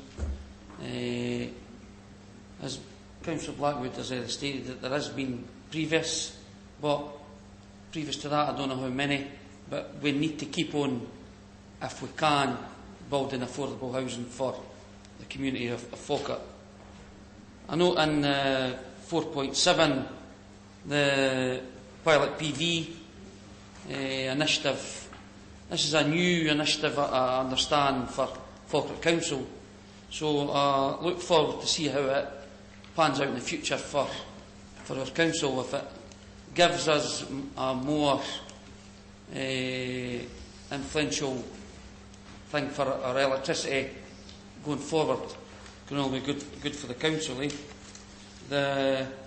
Another, just in 5.4 on new housing, Provost, on the areas where we're planning to build new houses. I see from the chart that Old Torwood School in Torwood. When in May there was a discussion at the executive that they were going to sell that, then it was passed that it would be put out for a consultation because we didn't think the money was enough. And I'm confused that we are planning to build houses there now, where before we were going to sell the ground. Can I get an explanation on that, please? Somebody like to clarify that in relation to the Torwood school site? Old school site? Yeah, I'm happy to do that, convener. Sorry, Provost. Councillor Kerr is correct regarding the discussion at the Executive. We've been in dialogue with colleagues in Development Services. They expect to bring a report back to the Executive in the next month or so, looking at what the options are. We would hope that one of the options in there is to be able to build council houses on there. So we've provided for in our new build programme, hopefully, the fact that we'll be able to build council houses on that site. Okay, thank you, Mr Ritchie. Just one more point to clarify, Provost, in 5.8, when change in review of the three-bedroom flatted accommodation is underway, has anything been done yet, and how successful have we been in that area? Thanks, Kenny. Provost. If you just tell us who you are, sir, because there's a lot of people maybe didn't know who you are, just and tell us your designation and then carry on. Thank you very much, Provost. Kenny Gillespie, Head of Housing Services. There has been a lot of work done in looking at three-bedroom flatted properties now, and we are looking within the next 6 months to bring a proposal to committee on that in regards to the work that we're doing to better utilise hard-to-let three-bedroom properties within our area. Okay. Thank you, Provost. Yes, Provost, just to do two things. One, I think it would be remiss not to compliment both the housing and the architect staff on the quality of work that's being produced, not just the quantity. Some of our new builds outstrips that being built by private housing at the moment, and I think congratulations are due all round, as is the success in buying back former council houses. No doubt legal are heavily involved in that as well. But just one question, that is the extension of the CHP to the other high flats. The CHP is combined heat and power. It's produced by a small power station, sits behind Conton Court. It uses biomass. I just wondered if there were any plans to extend that type of provision in other areas of the... I know both Councillor Binney and Councillor Patrick have been very vocal, along with myself, in advocating this.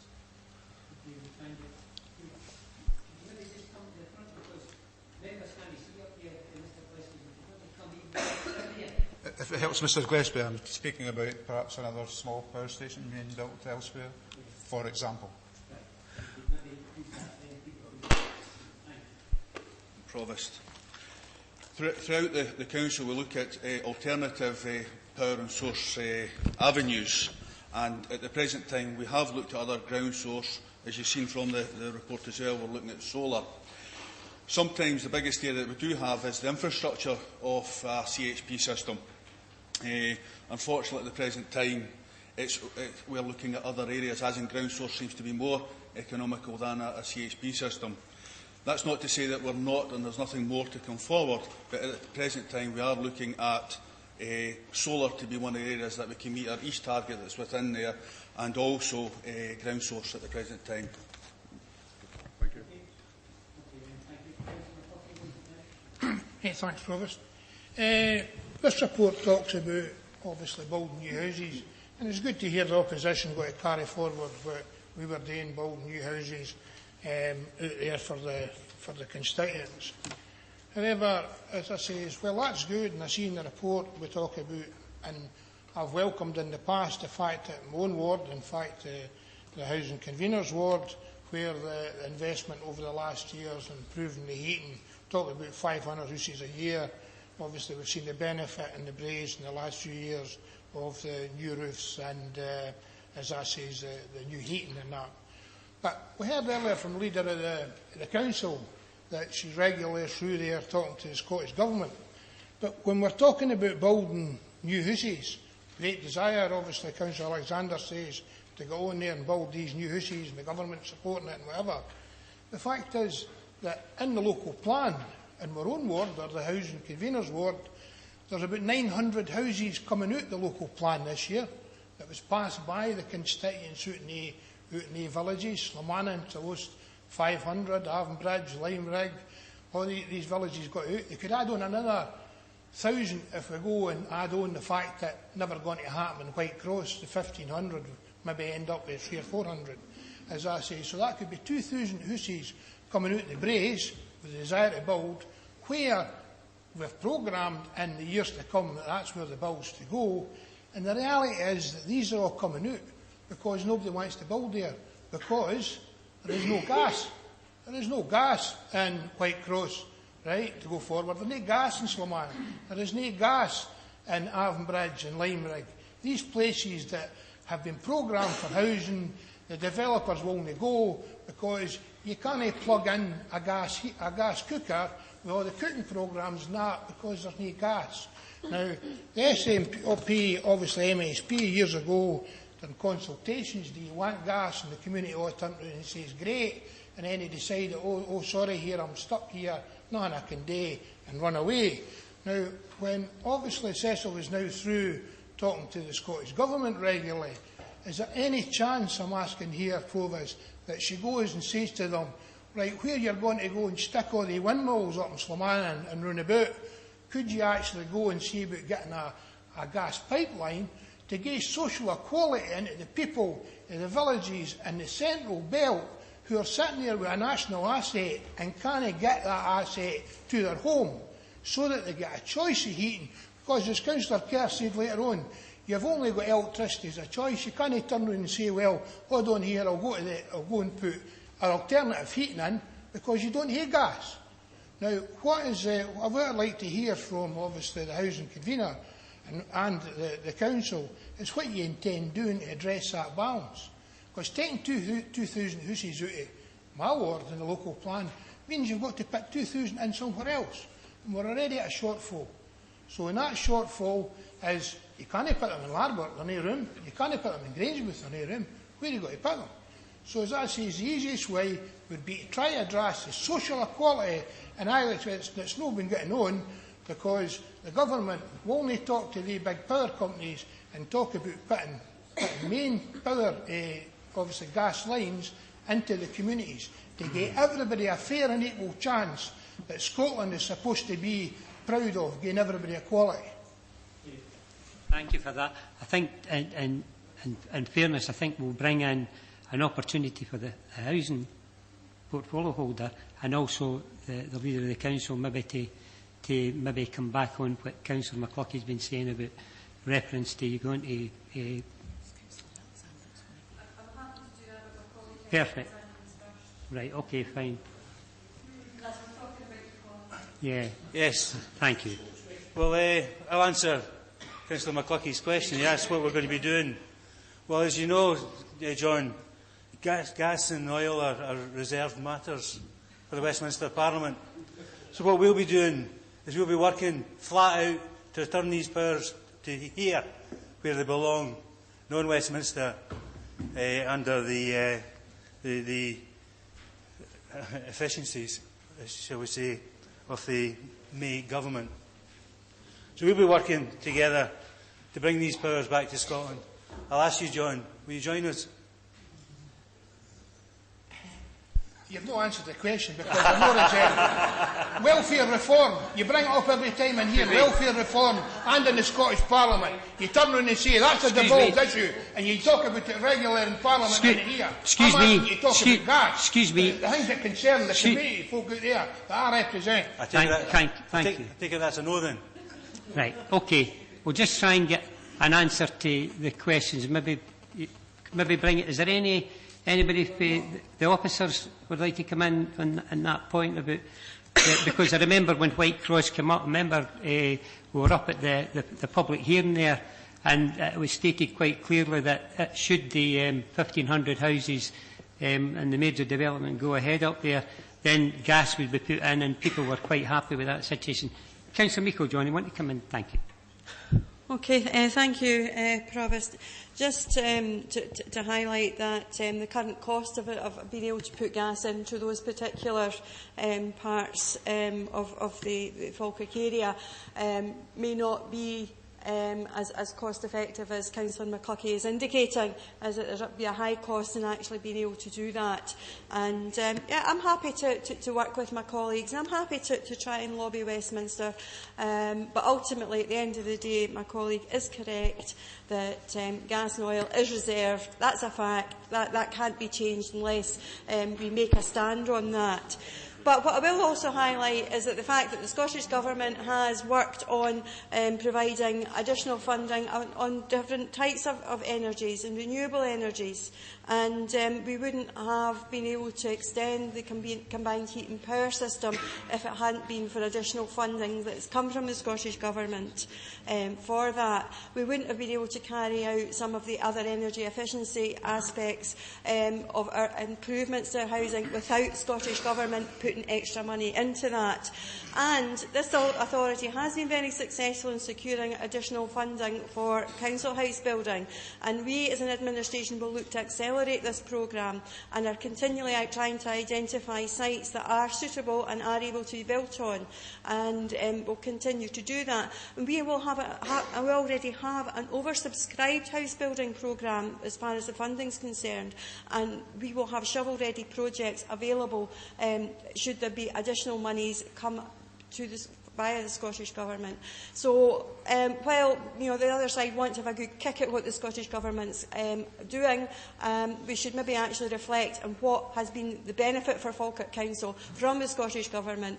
And I'm very proud of the fact that I can go through to Holyrood and have those discussions and be able to champion the area of Falkirk Council, and perhaps others should start to think about doing the same. Yep. In relation to the question that Councillor McCluckie directed to you, that when you go through you will bring the issue up about the gas. I continually bring up all the issues related to Falkirk. Right, that's it. That's the question answered. Thank you. Yep, Provost. Could I? The issue is that everybody has agreed to the motion to move in second, so we're doing the debate. But that's perfectly right, Provost, and I appreciate your generosity in the chair, but can I just say, we just heard that we've just heard an astonishing admission from Councillor Alexander, and I'm glad he done it, because he did say British oil, but we want to have the powers over oil up here as well. I would also like to say, Provost, we are going... Councillor Goldie, hold on a second. We're just clarifying the issue has been brought up by other members. That you will... Hold on a second. That you have spoken already. Councillor Woody, would you like to clarify the situation? Before I clarify, I'll disavow the title of councillor as well. The issue which was raised was, has Councillor Goldie spoken before? The answer is he answered a question in response to you, Provost, on what his position was in relation to the motion that had been moved by Councillor Hughes, and he answered that. That's it. So he's entitled then to, in your legal opinion. Well, that's a matter for you. Thanks for that, Provost, and thanks to Mr Moody. I would also like to point out, Provost, as you will no doubt become aware, that you have the right to allow or not allow anybody to speak. But I would like to say this. We are going from the sublime to the ridiculous. Is Mr Alexander seriously suggesting that to put gas into a council area, we've got to get Westminster approval? For goodness sake, what are we talking about? Are you seriously suggesting that we should all troop down to Westminster and say, we want to put a gas system into council houses in Slamanan? Can you debate that on the floor of the Westminster Chamber? Councillor Goldie, thank you. Councillor Hughes, winding up. Provost. Carry on. Provost. Okay. Provost. It was Alaska who have used the term Britain's oil. I can assure you, I never used that term. Never will do. It's in the recording. I've read the Macron report. No, it most certainly is not. in terms of the terminology of British oil. The fact is that I've read the Macron report. I know just exactly what has been lost out to the people of this country, the quality issues that could have been addressed if those resources had been directed where they should have been. Thank you, Councillor Alexander. You make your point. Sorry, Councillor Nichols. Provost, just a point that Councillor Alexander is making much play of the fact that oil and gas is a devolved issue, although not, of course, the infrastructure policies of Scottish Gas. They are not a devolved issue. I would politely say that he should perhaps speak to his colleague, Councillor MacDonald, because at a meeting or in a response to Avonbridge Community Council back in 2013, Councillor MacDonald must not have been aware of that, because his reply was that he will make representations at the Scottish Parliament. So I think perhaps either my colleague or Councillor McCluckie should just ask Angus after 5 years what is the progress on that.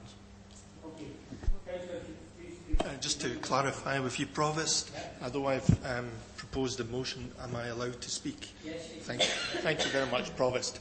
In response to my colleague from Upper Braes, he will, of course, remember that over the last 10 years, constituents in Upper Braes have tried to get gas into Upper Braes, whether it be through the efforts of the Shield Hill and California Community Council, or even the efforts of the Stanburn and Avonbridge Community Council.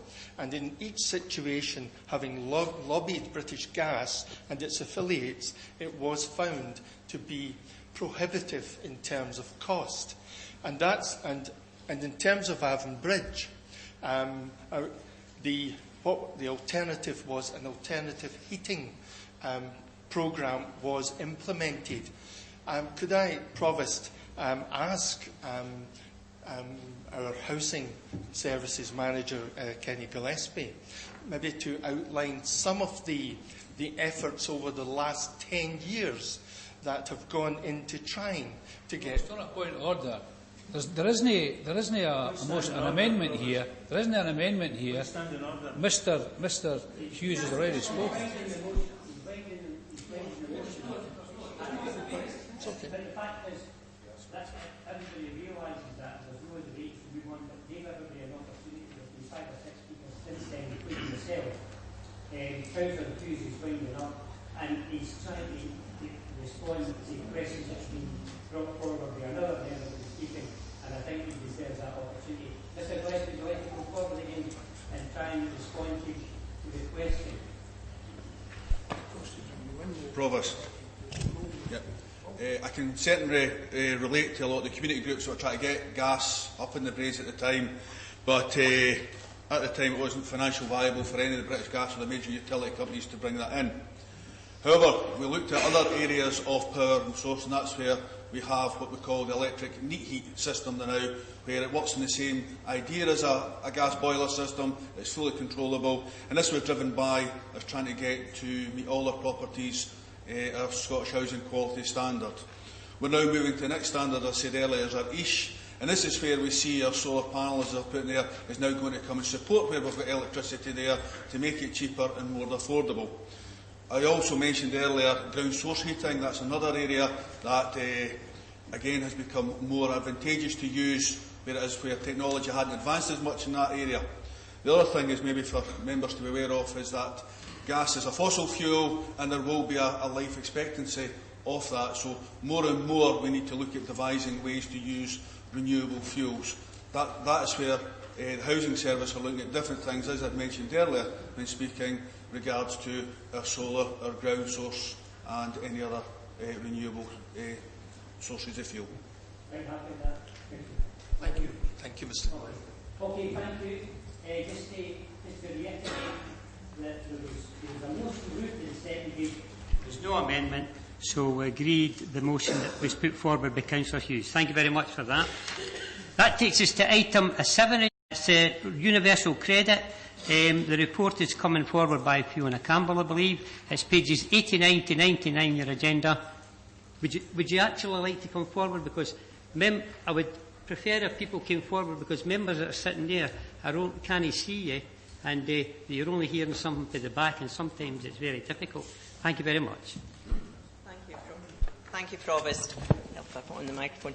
This report on universal credit has been brought forward following the motion to Council on the 6th of December, and really tries to cover a number of areas. The next stage for the rollout of universal credit in the Falkirk Council area from the middle of March, the impact that universal credit is expected to have on the people and indeed on the Council, and the actions that the Council and partners are taking in support of people claiming, who will ultimately be claiming universal credit. And some of this has been informed by the work of other councils where universal credit has been already rolled out, and informed by the experience of those councils and their partners. The recommendations we set out in section 2, asking that you note the actions that officers are taking, but also to consider further briefing for members on universal credit and the rollout. I appreciate that what we've tried to put in the report is a summarised statement. It's quite a complex issue. And while I brought colleagues to answer, I suppose, the more technical, or as I put it, hard questions, there are other officers who could potentially be able to answer members' questions. So we are recommending, in addition to this, a fuller briefing, given that I anticipate the report poses potentially more questions than it actually answers. In terms of the background, we set out in section 3, noting again what universal credit will replace in terms of benefit, noting that we currently have universal credit claimants in Falkirk for those who are single working age. But the full service, as opposed to what has been called the live service, will come into Falkirk Council area from middle of March. We don't have a precise date. We hope to have that soon. We set out in the report some of the implications of universal credit, particularly around about housing, and we know that that has been a particular issue for members, is how does the rollout of universal credit with the roll-up of housing benefit impact on our tenants. So we set out from section 3.9 onwards and how potentially that will impact. We know, for example, that those who are currently on universal credit, those single working age, are already falling into more arrears than other tenants who are on the, I suppose, more traditional forms of benefit. We set that out in section 3.11 to 3.12. We also set out how we have, over the last number of years, and for those new members, you won't be aware that we have been updating members on universal credit. We have been working towards changing some of the services we deliver and the way that we deliver those services in preparation for the rollout of universal credit. And one of the important aspects of that is how we actually support people who are currently facing difficulties in paying their rent, particularly offering more support and advice before moving to any formal stages of legal notices. We set that out, as I say, in the section. We also set out, with the introduction of the new corporate debt policy, how we anticipate that we hope to help people who are struggling to pay their bills. And we're obviously committed to reviewing that to make sure that it is fit for purpose and it is having the desired effect, that the policy that you intended is actually doing what the intentions were. We set out other issues in section 3 with regards to the size criteria and the application of discretionary housing payments. In terms of recent changes to universal credit, you'll be aware at the budget in November, the government announced that there will be a change in the waiting period for universal credit. So we set out in section 4 the implications of that, moving from a 7-week waiting period to a 6-week waiting period. However, we do also note within the report that while that is the hope and aspiration of the DWP, we are aware of backlogs, meaning that potentially that waiting period is still longer than intended, which means that people do not receive benefits during that period. We also note within the report the Scottish flexibilities, and you'll be aware of certain aspects of welfare reform have been devolved to the Scottish Government, including, importantly, employability and some employability offerings, as well as the ability to flex the way universal credit will be offered in restrictive circumstances, particularly whether a person is paid monthly or fortnightly, or indeed whether their housing costs can be paid directly to the landlord. In that latter issue, you'll be aware that there has been issues about universal credit containing housing element, and therefore that being the responsibility of the recipient to pay their housing costs, where at the moment those come to the landlord directly. We know that already within universal credit there can be exceptional circumstances where that cost will go directly to the landlord, but this gives more flexibility for that to take place. In terms of the monthly or twice monthly, we set out in section 5 some of the timescales and the consequences of that. And while it may appear attractive in the first instance, it really needs to be thought out very carefully for the circumstances of the claimant as to whether that makes sense for them. In section 6, we touch on the experience of 3 other councils where universal credit has been rolled out.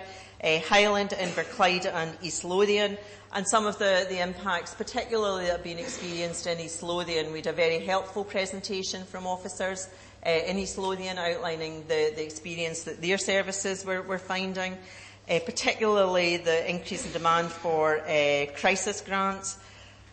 An important and sometimes overlooked a reduction in council tax reduction claimants. And we need to make sure that where people are applying for universal credit, they are also being advised to apply for council tax reduction claimants. Previously, they were worked alongside housing benefit. Those will now be separate. They have also notified us of increased requirements for people to continue to update a universal credit journal. And some people falling foul of that because they don't have the digital skills or understanding that plays an important part of their commitment to get the benefits that they are due. So needing to make sure that alongside the support and advice for making benefits claimant, that we're continuing to support people to meet the conditions of the benefits, as well as other implications, for example, rent arrears, increased in support for homelessness, and also the growing reluctance of private landlords to let houses to universal credit claimants. In addition, we note in 6.2 how that experience has been mirrored in Inverclyde and Highland.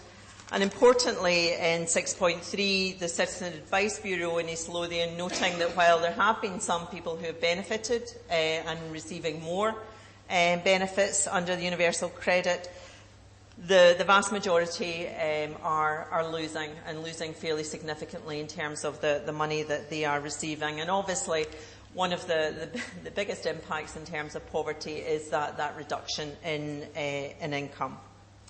In terms of preparing for the rollout of universal credit, we set out in section 7 what we as officers have been looking to do over the last number of years, particularly developing the new advice and support service through the hub, making sure that the services we provide to our most vulnerable people, those people who will be applying for universal credit, are as joined up and as holistic as possible, that we're giving people the best advice we can, that we're supporting them in the most robust way, as well as some more recent initiatives such as supporting people through digital inclusion or digital skills for life. And already to date we've supported over 400 people since November in upskilling them to reducing the cost of being poor. Where can they get better deals online? We know, for example, you can potentially get better energy deals if you are doing your business online. So it's supporting people very practically to minimise their outgoings, making sure that people can check all the benefits that they are entitled to before moving on to universal credit. And we have a benefits calculator now on our website that people can go in and check that they are getting everything that they're entitled to. And also, as I've mentioned, supporting people to make the requirements of universal credit so that they are less likely to be sanctioned. Importantly, we're also looking to upskill our workforce, particularly those in low-paid roles, to help them be able to maximise any benefits that they're entitled to. We note within the report some of the work that we've been doing with DWP, making sure that we have personal budgeting support, that we are prompting them to advise people that they can apply for a council tax reduction, and making sure that they are doing that as part of any initial discussions they're having with people, and also encouraging the Job Centre to provide further outreach. The Council's officers are also doing a range of work, and I've set that out in section 7.9 of the report. Other councils, as I say, we've been working very closely with particularly Fife and West Lothian, looking at how they're looking at mitigating some of the impacts of universal credit and learning from their experience. But indeed, other councils are starting to look to us at some of the things that we're doing. And East Lothian have already indicated they want to come and visit the hub in Grangemouth to see that holistic provision of advice and support and how they can replicate that in their area. In terms of the implications, there is a significant implication for the Council, and I think we've always advised members of that, particularly in providing advice and support to people, particularly round about new applications, but making sure that when people are awarded benefits, that they continue to get the support to mean that they are not sanctioned. In terms of conclusions, I realise I've rattled through that fairly complicated report, so we recommend that members note the update, but also consider a seminar where we can talk through some of the issues in more detail and give you more information about some of the things that we're hoping to do in terms of mitigating the inevitable impacts. Okay, thank you for that. There was a lot of content in that, I'm sure, and quite a number of people will be coming in with questions.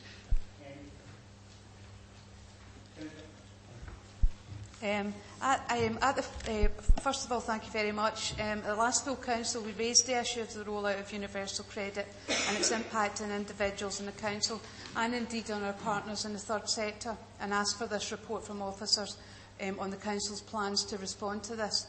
Without restating what I said before, we continue to have significant concerns, and the experience of other councils outlined in this report mirrors these concerns in the current and future impact of the rollout of universal credit in Falkirk.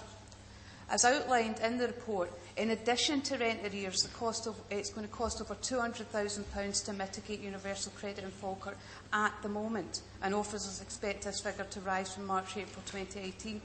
This is concerning, not just for the council in what we all know are difficult financial times, but also for the individuals at the heart of this, trying to navigate their way through a new benefit, one which was actually meant to simplify things, but instead has created its own difficulties for people and for the capacity of councils and third sector agencies. The experiences outlined in the report of universal credit rollout in other areas, with increased rent arrears, additional calls in the Scottish Welfare Fund, increased risk of homelessness and reduced incomes for individuals, which Fiona touched upon, with half of households facing a median loss of £40 per week, reflects the scale of the challenge ahead. We know that there are significant risks of increased poverty for people affected, and it is, as reflected by officers, important that this is part of the corporate risk register so that we can monitor the impacts and try to mitigate the corresponding impact on our ability to meet our intended outcomes to reduce poverty. We need to be prepared, and we need to help those in Falkirk be ready with advice and information and appropriate communications to help ensure that people know where to turn.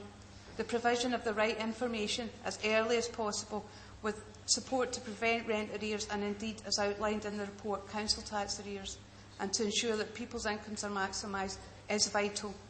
I would like to thank officers for this report. It's very comprehensive, outlining some of the measures that we as a council are taking to protect our citizens.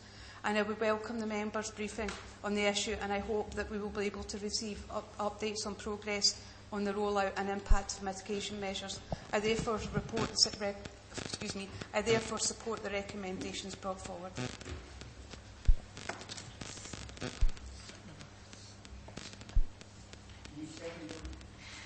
Yes, I'm delighted to second and follow my colleague, Councillor Colley, and second this motion, as indeed I did back in December in bringing it to Council.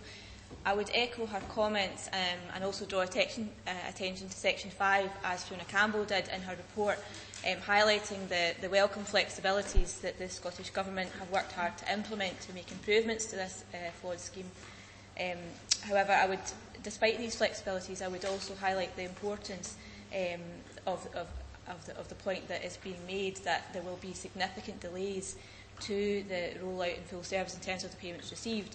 I would therefore also like to endorse the recommendations in point 2.2 and support a member's briefing on this, although I'm sure we could ask questions all day. I think that the issues are so comprehensive, it's important that we have the full information to be able to direct the people that are coming through our doors as quickly and efficiently as possible to the support which they need.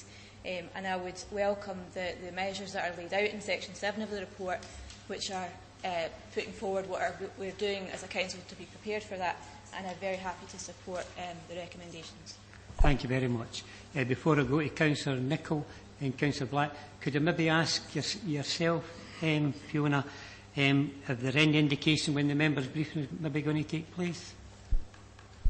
We'll do it as soon as practical. I appreciate that members' schedules are busy over the next couple of weeks, particularly moving into the budget period, but we would want to do something potentially at the beginning of February, so that if there's any issues that members are raising that we haven't taken account of, we can do so before implementation in mid-March.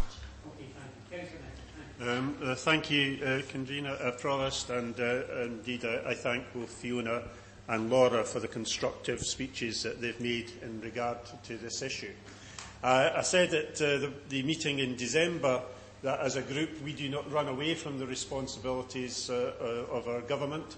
It's very hard nowadays to find any Labour member that says anything nice about Tony Blair. I'm not so sure what they were saying then. And of course the usual format here is from the Scottish National Party is to defend their government right or wrong in the face of whatever evidence is put their way. I would not want my group to be in either position. We recognise the introduction of universal credit, perhaps as part of a larger picture, which has ensured that we now have the largest number of people in work in the history of our country, and has certainly contributed towards getting people back into work.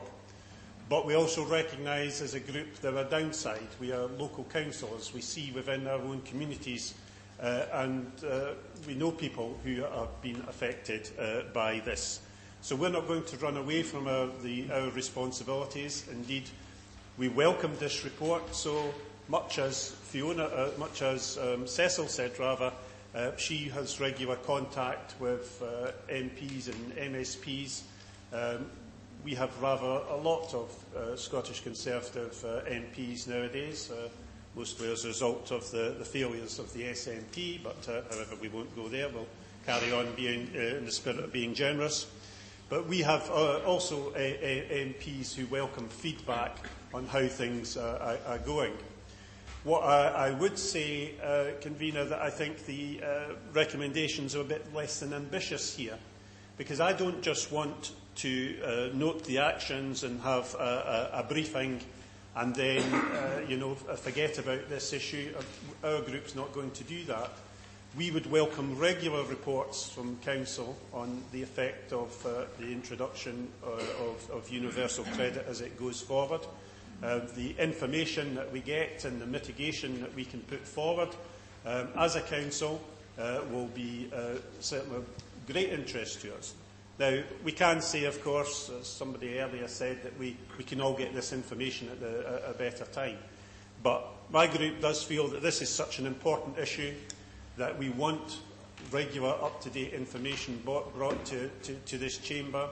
We're not going to run away from our responsibilities. The information that we get here, we will pass on to our members of the Westminster Parliament, who I do accept, notwithstanding the substantial benefit powers that are coming to Holyrood, have brought this into place.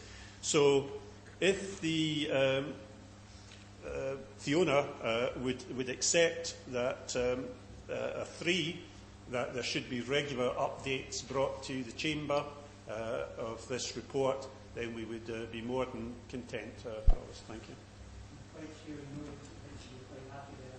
Yes, I certainly noted that within my response to the report, that regular updates are important, because we can't just leave it as we get a briefing once and then it carries on.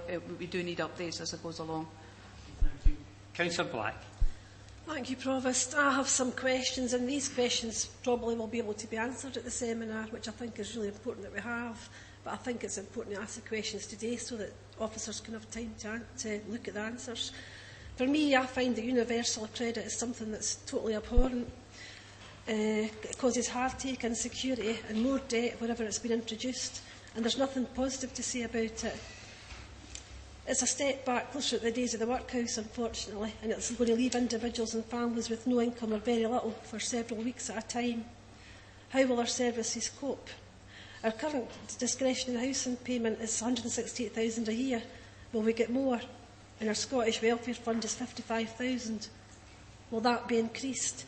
This year there has been issues with claimants waiting longer than is desirable to get their application processed for community care grants.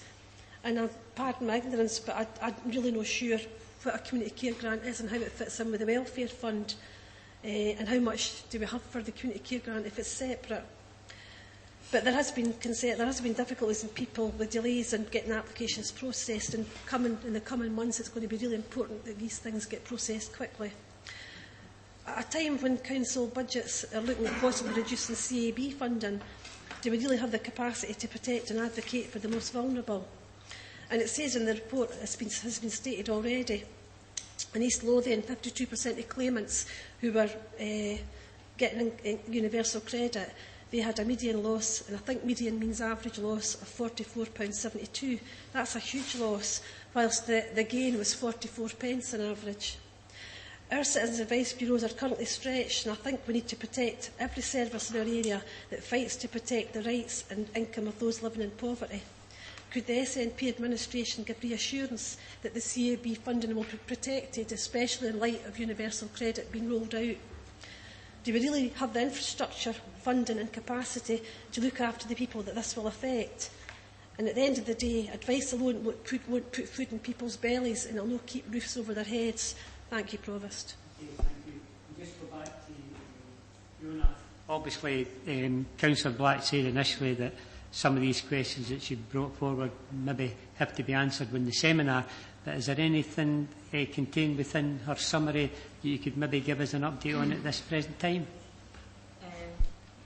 Yes, I can give you an update in terms of particularly Scottish Welfare Fund and community care grants. There was an issue about processing applications, but the service has taken steps to make sure that those issues have been addressed. We are very conscious that, given the advice of other councils, and indeed why people are applying for those grants, that we need to make sure that they're processed timeously. So, as I say, the service has taken steps to address that issue. In terms of the seminar, we can advise you again of what's a Scottish Welfare Grant in terms of a crisis grant and what's a community care grant, and we can provide you with information on that. It used to be there was two separate amounts. I'm not aware whether that's continued or not, but again, we can give you more information on that. I think it would be, because I think everybody's quite happy to get updated reports, to keep everybody updated, but I think it would be beneficial, especially for myself, because I don't think everybody knows everything about universal credits, that before the seminar that we get an updated report and gives us an opportunity for members maybe even to contact officers with lists of questions. So, anyway, that's just a thought. Councillor Cairn, then it's Councillor Meiklejohn. Sorry. I think it's Councillor Meiklejohn. Is it? Okay, thank you. Thank you, Provost. More than happy that we have update reports. I think this is going to be a moving feast as universal credit comes in. And I'm pleased that Councillor Nicholl will take back to his colleagues in Westminster our concerns, and I share Councillor Black's abhorrent view of universal credit and the way that it has degraded and treated people. It's designed to make work pay, when in fact it actually just pushes people further into poverty and the impacts that then we all have to deal with. Councillor Black's highlighted the 52% of claimants who will be worse off, and that is something that we should very seriously be concerned about, and I will certainly look forward to the first update and Councillor Nicholl having that addressed. Councillor Black, however, does highlight a number of areas where there's funding. And again, I would go back to our budget, and if it wasn't for the Scottish Government having to create those pots of funding to mitigate the Westminster austerity, then we might not find other areas of the public sector, other areas within local government having to be pressured. But it is right and proper that they do so in order to protect the most vulnerable, and that's something that I think that we have to acknowledge in doing so. From my understanding of the papers that recently went to the Budget Working Group, which I would have thought should have been shared with the members, there is no cuts intended to the CAB that's to be maintained, and there's continuing dialogue with the CABs because it is recognised that they are vital in being able to support our local residents, particularly at this time. And we know that our own welfare benefits section are very, very pressured work-wise, and that the CAB have a significant role to play in supporting particularly our most vulnerable people. Thank you, Provost. I'd just like to share the feelings with what the rest of my colleagues have said regarding Fiona's report. It's very, very detailed, and it's very important, as everybody else says, that these other meetings take place. As Councillor Nicholl has already mentioned, there is aspects of the Westminster Government that I don't agree with, and there's aspects of the Scottish Government I don't agree with. But it's our job to lobby these two bodies to get the best for the residents of Falkirk Council. I would just take note that on paragraph 1310, where the payment's getting paid straight into the tenant, which is, I don't know if that's a good thing or if it's a bad thing, where when somebody gets paid their money, and it happened when I became, one of the jobs I had before, when you went for weekly pay to monthly pay, it's a very hard duty to take everything at the start of the month. You're rich for a week and you struggle for the rest until you get used to it. So it's a very hard area to cope with when you're put in that situation. But as everybody else says, it's essential that we support these people. I've been on the end of the benefits, maybe a long time ago, but I've been there and I understand where the people are there at the moment. And it's hard. Not everybody wants to be on these benefits, but we need to do everything to support them when they are. Thank you very much, Provost. Yeah. Ladies first. Looks like it's Okay. She first. Okay. Trying to be gallant. Malcolm Nichols accuses us of defending the Scottish Government. I can assure you, Malcolm, if the Scottish Government brought forward proposals such as you've been brought forward, or your party has brought forward, not only would I not be defending them, my membership card would be winging its way back to party headquarters. because this is an absolute disgrace of a benefit change. It's done through targets of savings, rather than the targeted projections for those who most require them.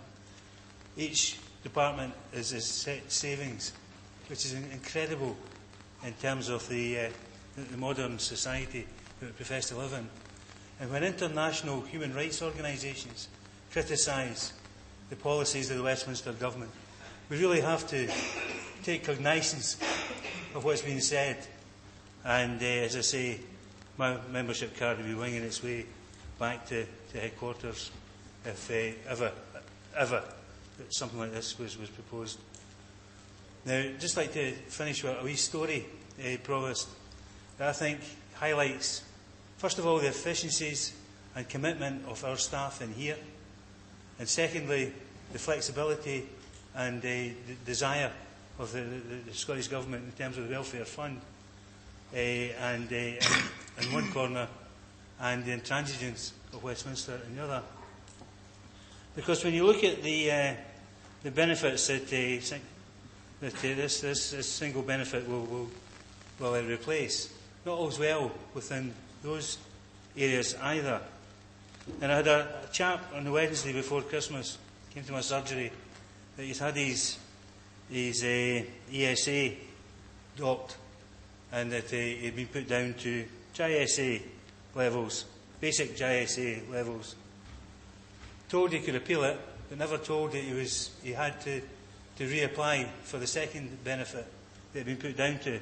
He thought because they had told him which benefit he was being put down to, the application would automatically be transferred. As a consequence, on the Friday before Christmas, after I had raised this with the Welfare Rights section of Falkirk Council, we discovered that the man had not a penny in his pocket, went across to Wellside Place and was told, come back after the New Year. How he was going to survive that fortnight, I do not know. But our staff at the Welfare Rights section anticipated the problem and worked hand in hand with our colleagues in the welfare section itself, where the payments are made, to ensure that on the Friday, the very last thing on the Friday, we managed to secure him an emergency payment that saw him over Christmas and New Year. It meant he could put food on the table. Not luxury food, but food, just the same. And I think, first of all, that I'd like to pay tribute to the staff that were involved in this, because it showed to me the initiative that can be taken when the opportunities are there. And it showed to me a level of caring that I didn't see with the DWP sections that were involved in this particular case. Also, the flexibility that was there to allow the staff members to act on initiative and to act knowing full well the circumstances behind this individual faced. And it showed that, first of all, that the flexibility was there that allowed our staff to do so, and the Scottish Government should be congratulated for that. Mitigation funds are just that. They're mitigation funds. They're not expenditure on where the government of the day should be declaring expenditure based on the devolved settlement, but as a reaction to some of the more unpalatable policies that are coming forward from this government in Westminster. And because of that, this is money that really should go elsewhere. But thank the heavens for my constituent and for other constituents of us all that the Scottish Government has made available a considerable amount to mitigate the impact of this particular change and other changes within the welfare setup. So yes, I look forward to a different way of assessing need, to a more humane way, one that doesn't have the international human rights agencies condemning our government left, right and centre, if you excuse the pun, but one which is based on genuine need and on the issue of humanitarian approaches to such as benefit entitlement. I think we'd all join you in congratulating the staff with circumstances like that. I think it's Councillor Colley next. Councillor Vinnie, sorry. Thank you. Firstly, I'd just like to congratulate you on your appointment as Provost today. I really just want to thank Fiona Campbell. I was reading this report, and it's an excellent report. It's very detailed. There's a huge amount of information in it, and that's very important. That's very important to understand all our constituents in this area, actually what's happening to them on the outside. We sit here in the chamber and we look at facts and figures, but we as councillors, we talk to people on an everyday basis, and we know how they're feeling. And that's extremely important. I'm really impressed as well with all the support that Falkirk Council is giving to people on the outside, especially in the line with universal credit coming out and the process is getting run out again to more members in the community. However, something that happened to me was actually put to me, it's regarding the management of arrears here. I know as a council we do the best we can, but actually it was a member of the community that said this to me, and I'm not quite sure this is true actually, so I'm asking the question in sort of public here. Do we have sort of partnership with Conduit? Because this lady who had come to me had said to me that this person had £90 worth of council tax arrears, and she was told by the council she would need to go to Conduit and take a loan. I was a wee bit disheartened at that, because personally myself as a councillor, I mean, you can maybe explain that. Personally as a councillor, I felt we had all the support within the council to help people like that. But I would like your advice on that matter. Thank you. Just to clarify that point, because I've never heard of that before. Conduit is an organisation separate from the council that provides low-cost loans, or lower-cost loans, I should say. We have, for a number of years, been looking at how we can support people to access funds when they are in crisis or when they have particular needs at a lower cost than potentially they could do at the moment. So we've done quite a lot of research in this area to discover that there's a number of people who are getting loans from people such as Bright House, which have a very high repayment plan associated with them, and also from other doorstep lenders. So in conjunction with Lothian and Fife councils, Falkirk Council tendered for the delivery of a lower cost lending service, almost a more ethical lending service, and Conduit are the company that won that tender and are therefore providing that service within the Falkirk Council area. I'm not entirely sure of a circumstance necessarily where we would advise somebody to get a loan if they have housing arrears. I think we would want to work with them to get a repayment plan for housing arrears. But I'm quite happy to pick up that issue with you specifically. But it is an option for people who need to borrow money. Always people need to borrow money, either for if they've got a crisis, their washing machine breaks down, and this gives them the option to do it where they may not be able to access other sources of funding. So it's an important element in our poverty strategy, but in that instance may not be the best option. Conduit, I should say, would work with people to work out what is the best option for lending, and they will advise people to go back to other organisations, and they will provide advice and support rather than just offer a loan where that's not appropriate or should do. Thanks for bringing that question up, because I didn't know that, and that's new information for me that they were involved. Thank you very much. I think it's Councillor Reid, then Councillor Nimmo. Yes, thank you, Provost. I think there's a fundamental question here. It's what kind of society do we want to live in at this time?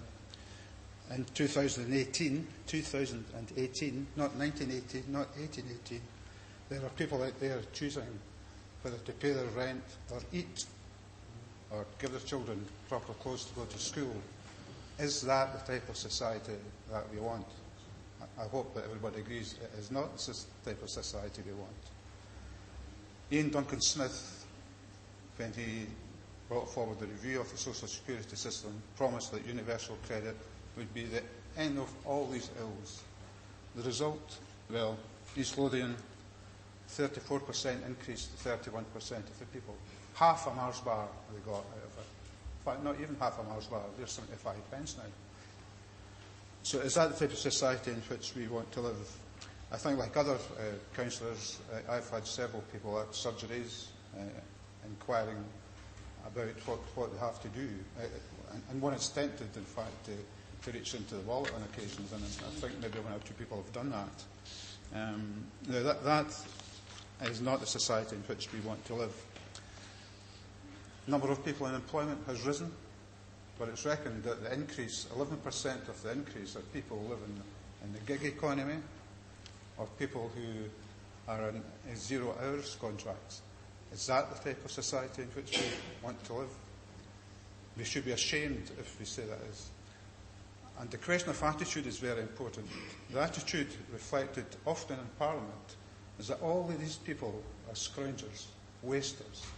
They don't want to work. Nothing could be further from the truth. So I hope Mr Nicol is successful in approaching his party, who have foisted these ills upon us, upon the society. Thank you. Provost, I just have to point out, I was being polite earlier on when I did say it's hard to find people who would say anything good about Tony Blair. I think I have more respect for people who, when Tony Blair was leading us into wars in Iraq and the policies that he had, I think if people had spoken out then, I would have more respect for those people. Thanks very much, Provost. Here's my Tottenham. And just for the record, I'm more concerned about the future. I'm not too worried about the past, but we have to move on. As far as I'm concerned, I agree with Councillor Alexander, and I think he put the points very well, and also Councillor Reid and Black. This is a disgraceful policy which has been imposed by the Westminster Tory government, but we shouldn't be too surprised. It's something that you would expect from a right-wing party who are targeting the vulnerable in our society. Like the other speakers here today, I've had several people attend surgeries regarding universal credit and the effects it's having on them. I would have liked to have seen the Conservatives here in the Chamber actually stand up and say, no, we're not supporting this policy. But we know that that's never going to happen. They'll toe the line as far as the party is concerned. We've got universal credit, we've got food banks on the increase, we've got an increase in homelessness, and we even see charities. Just about every second advert that you see in the television nowadays, it's charities looking for money. Now, we're in a serious predicament here. We could end up as a third world country if we're not careful. In fact, we're not that far away from it just now under the Tories.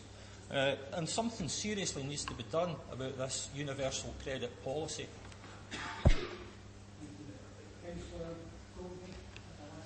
Yeah, Provost, you've been very fair with other speakers, and at the end of it, as Mr Alexander says, he wanted to tell us a wee story. I'd like to get the chance to do that as well. But first of all, it's only right that I should congratulate Councillor Fiona Cawley on the response she gave to this paper. You've got to recognise when people put a lot of work into a thing, and I'm happy to do that. The other thing that we always seem to find ourselves in is, depending on how a vote goes, it's a Labour-Tory administration or alignment, or it's an SNP pact or whatever. I am sure that today every member in this chamber is totally opposed to this credit. This means universal credit. And let me say this as well on behalf of my colleagues. Our position, first of all, is that we will support any party, any time, that wants to go and campaign against universal credit, or campaign to get a change in universal credit, any change that we can get to ameliorate the effects on families and communities. We are happy to do that. All you've got to do is tell us, and we'll go along and join it. And we will be taking issues, of course, up on behalf of the Labour Party. This credit, this form of universal credit, is reprehensible, it's repulsive, it's going to break up families, it's going to break up marriages, and let's not forget one other thing, and it's no going OTT. This will cost people's lives. It takes away pride for the human beings, it takes away the very means and the finance to feed their families, and we in this chamber, doesn't matter what colour of party you stand for, have to be opposed to that. There's just no other way for it, and we should be united, and we should fight every bit of the way that we can do to do that. And okay, I'm not ashamed to say it, Theresa May's in all kinds of trouble.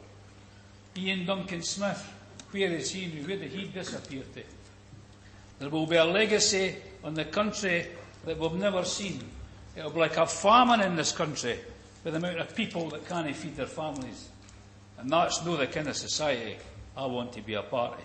And I'm sure most of us here don't want to do that. So we must do everything that we can do to help the poor and to help people who need funding. But I'd like to say something else before you go. And I'm sure you'll give me the indulgence to do this, Provost. This morning I was contacted by a lady, and I'll give this to Mr Ritchie, a lady of 82 years of age who was discharged because it says in the agenda here, in item 7.4, about the digital skills that we've got, and we're taking them out to look after the elderly and look after the sick. Right? Closing one-stop shops, by the way. I was approached by a lady's family on behalf of a lady today, an 82-year-old lady who was discharged from Larbert Royal Hospital 7 weeks ago. She gets 3 visits a day from council carers. And in the last 7 weeks, she has had 28 carers. 28 carers in 7 weeks, 28 different people. Now, I recognise there's been a flu, I recognise all the problems there are, and I'm not criticising staff, let me say that. I'm also aware that the Care Commission downgraded our service. And I want to know whether either of the council hasn't brought that into the chamber, and she'll get a chance to tell us about that. Also, this lady's situation was that the key safe, and I'm sure that everybody knows what a key safe is, but just in case you don't, the key safe is to allow carers into a home, and it's got a number on it. What happened in this situation? The number of the key safes written on the door. Who wrote it on the door? The council carers. Wrote it on the door, in a very lonely street, by the way. So that gives anybody that wants to do it access to that home to a lady lying gravely ill. That's what we should be considering ourselves as well. It's one thing blaming the Tories, it's another thing looking inside. So I'm asking you, Provost, we need to look again at this care system. We need to look at it. I know there's flu, I know there's illness, but I'll tell you another thing that's happening here. Our carers, our employees are getting run ragged because of the system that we are applying. And I also understand, and it's up to anybody here to tell me, and if I'm wrong, just tell me and I'll apologise. I understand that the Care Commission said if there's no improvement in the service here in Falkirk, that they'll downgrade the service and possibly take it away, funding for it. If that's not true, I'm here, I'm on record, please tell me. I hope it's not true, but that's what I understand. Miss Meikle-John is taking instruction from Mr Alexander when I'm talking. So thanks for that, Provost, and I will give that information to... Thank you, Councillor Goldie. Thank you. 19-1 from... Yes. Mrs Meikle-John is taking an order from no one. No one. I'll ask you to withdraw, Mr Goldie. Okay, thank you. I was asked to respond, and I'm happy to do so. First of all, the issue raised by Councillor Goldie isn't exactly fit in with debate that's in front of us, but I thought he would have been experienced enough to have done that. And I do hope that he has taken up the matter directly, a very personal matter, with the relevant services. But there's a number of inaccuracies in what he said. I would also just may as well get this out of the way and point out that we inherited the service that his administration oversaw, and it's now taking us a considerable amount of time and effort to try and bring all of those services back on track to where they should be. Having spent some time on the Integrated Joint Board, I do have to question what he did during his time there, and my colleagues and I are finding the working relationship challenging with the Health Board, to say the least, and I would have thought that our previous incumbents within that regime would have managed to have made significant steps forward. I am content that we do have issues around home care management because of staff illness, but we are no different at any other time of the year. That matter is being addressed. There are new ways of working being implemented, and officers are taking that forward as quickly as possible. Care Commission has no say. Well, Care Commission doesn't exist any longer, and it hasn't done so since 2011. It's a Care Inspectorate that came into being at that time, and they have no powers to take away funding from that's been given to care providers. They have an overseeing role as a regulator to check that action plans and improvement plans are put in place and those are being adhered to. And indeed, that is the case, and the matter is being overseen by the Integrated Joint Board. 1 or 2 points made. First, no, Provost. 19.1, I have to. The question was, the point was made that we could have added an Integrated Health Board. Well, I'm pleased to say that my time on the Integrated Health Board was celebrated by a great many people. Officers can tell you later.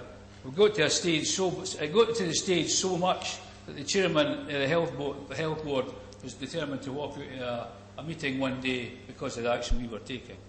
And I apologise if I said Care Commission and the Care Inspectorate. One final point. Has the Care Inspectorate downgraded our care of the elderly system? Could you answer that?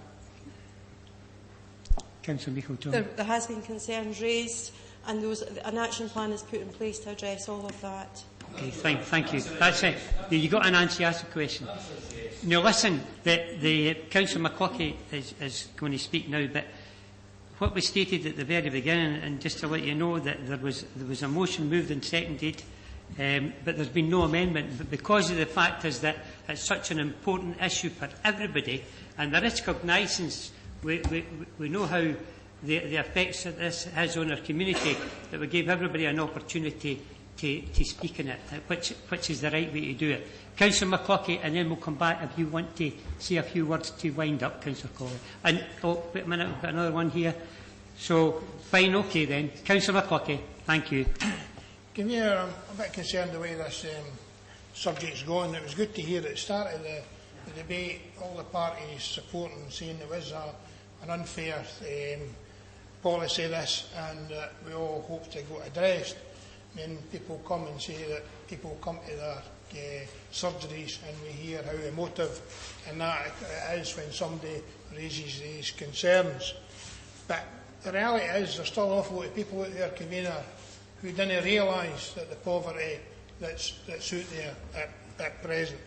We just heard from Damien, the Chief Inspector of Police, a couple of weeks ago, saying for the first time there's a big rise in crime, and it's shoplifting, and it's no organised groups that used to go and get organised, or it's people for drugs, it's people stealing food. Now, that's a recent thing, that's no happening across Falkirk, it's happening in Falkirk. He told us that's happening here, right? And we need to realise, 29 councillors here, we need to realise that's happening. So, even if we address and there are change to say that this unfair system doesn't go ahead, we have to say there's an issue of poverty there. Many of the people going with increase in food banks are people who are actually working, you know, who own their house and are struggling. And they've still a huge rise. And all the churches and charities that are gone, we need to address it. We need to find how we're going to address poverty, how we go there and admit that poverty exists in this country. When we go and tell people that one of the richest nations in the world, we can go independent or we can be a part of the UK because we're that rich, and we can put 2% of our national debt away to foreign aid. You know, what we need to do and realise that charity begins at home, and well, we have to try to address it here. Now, I don't ken, we talked about obviously who's in power, it was Ian Dunk-Smith or a position or that, and they run things. To be honest, see when you're in poverty, most of the people don't ken who's running the country. All they ken is that they're struggling. Now, I ken I've been there, and most of the folk that I ken in my community have been there. I lived for several years, 4 years, in a one-bedroom flat, right? Couldn't get out of that house because I owed rent. Couldn't get to a house to give my lassie and boy a bedroom in the rain because I was in rent arrears. The only time you could do the thing about it was you could borrow. At that time it was a Provident. Lucky for me, my auntie was a Provident lady, but you paid 50% extra on everything you got. So as I say, so here conduiting that's in new. It's a cheaper way of borrowing, but you shouldn't date to go and try to pay for rent arrears. I didn't ken about citizens' advice. You didn't ken who to go to. You didn't ken you could go into, as I say, bankrupt and all these things that people ken now. And that's how we've got to have officers there telling folk in citizens' advice to go there and tell them what's gone. Because I lived out there, and many a time I didn't have electricity in the house. You went there and your wains is sitting there. If there's no doubt whether it's a condensation, the council has it, condensation is running down the wall. It's maybe the heat that's causing it running down the wall. You need to ventilate it. No, it won't be that, because there's no heat. You know what I mean? And then the only time you got a shift somewhere, you manage to bring home a gas bottle for the work to try to get a wee gas thing on to go and cook your wains. Or you sent the wains up to their nannies to get fed. You know, I've been there, and folk have helped me, and I've went and helped them all my life, because I was 30 and 40 years. But I'll tell you one thing, if you've been in poverty in your life, you never forget it. So I don't care about one constituent. I can name hundreds of constituents, and you help one another out in that. And this thing, where do you go? What shop do you go to buy your new dress? The clothes in my houses for a lot of years came in black bags, because it came from friends, relations, and as I say, and still yet I'm in the provision of setting the black bags that way this time. But I'm lucky now that I can sit and afford to buy things. But for a lot of years, the bags were all coming in the way. It caused good community spirit, and I can help one. I've been in poverty. But there are people out there in poverty, and we must face it. And our officers are getting snowed under the new with this. But what we have to do, whether we decide this is to accept and get the politicians higher up, turn around and say, oh, it's not just a blip, but it's not just one wee issue that's causing it. There's people been in poverty when I was born, right? I'm 63-year-old, and in these 63 years there have been different politicians, different parties, different things with different ideas. There's been poverty for 63 years, right? And what we need to do is work collectively as a council. How do we locally address the issue and man up and turn around and admit that it's happening out there? Because nobody, whether you own a house or whether you know, wants to queue up at a food bank. Nobody wants to be sitting, but I'll tell you, if you've not got a penny and somebody tells you you're not getting any money in for 6 weeks or 7 weeks, it's a shocking thing when you've got wee kids. As I say, I've been there. Try to depend on what somebody give you a day's work or whatever to get by. So, very emotive to me, Provost, and as I say, I apologise once again. As you know, as I say, I didn't intend speaking, and then sometimes something just jumps in and I've just got to get up. So I apologise if I've caused any offence, but it's a very important thing. Well, I don't think you need to apologise, because I think everybody echoes the sentiments that you come out with. I don't know everybody's circumstances here, but I'll tell you, I think as Councillor Kerr honestly said, that he's been the subject of benefits, and I have been myself over the years. And we've already heard 2 stories. Before I go on to Councillor Coombs, I'm just going to tell you the third one, is that I've been doing exhibitions in the schools and libraries for a long period of time, and I was doing this one on the Second World War, And I was up talking, I was showing slides on the wall, and this wasn't so long ago, and we're speaking about the blackout, and we referred to the children and we're asking questions because with the gas masks and everything there, airborne. So we come up about the questions in relation to the blackout. And this is pertinent because this is the real world. And any questions, and this wee boy put his hand up and says, Mr. Buchanan, he says, we get the blackout. And I couldn't really understand what he was saying. And I says, can you maybe explain it? What he was talking about was that when the power card went in the house all blacked out. Now, I had the power card for a while and I could see where he was coming from.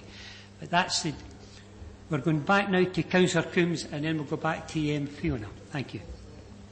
Thanks, Provost.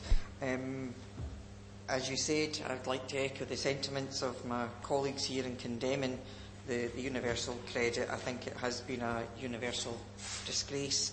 And I think that when Beveridge brought in the welfare state in 1947 under a Labour government, he never saw that it was going to be causing this much. I think it's immoral what we're doing to our own citizens at the moment. But as I say, that aside, we've already said thanks to the welfare staff for the work that they've done, but I would also just like it quickly recognised as the Vice Chair of the Community Trust, that the Community Trust staff, who along with our council staff are under a huge amount of pressure because of less staff and less resources.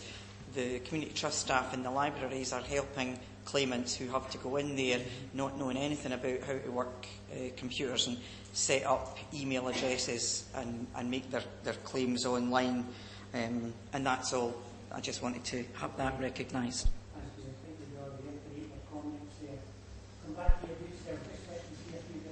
I'll keep this very brief. I want to thank everyone for their contributions because I think it reflects the really significant concerns that we have. We can discuss locally and nationally with Parliament and our own parties. However, we are where we are just now, and as a councillors and a council, we must action on what's in front of us. Not just universal credit, and I think that's important to note the challenges that are going to face individuals, but also our advice agencies and other changes across the system. I welcome the report. I welcome the information that's in front of us. I'd also like to add, as discussed earlier, to the motion that we to the recommendations that we receive regular reports on universal credit and equally on other issues around the benefit system, either at the reserve benefits or devolved benefits, to ensure that as councillors we are best placed to advise our constituents and also to make decisions about what is needed as a council to support our most vulnerable citizens. Okay, thank you. So we're all agreed to the recommendations 1 and 2 and the added in relation to bringing in and bringing up reports. Okay? Thank you. That takes us to the last item on your agenda. Item 8, appointment process for the post of Chief Executive. It's pages 100 to 103 in your agenda, and it's a report that's coming from Karen Algie. Thank you.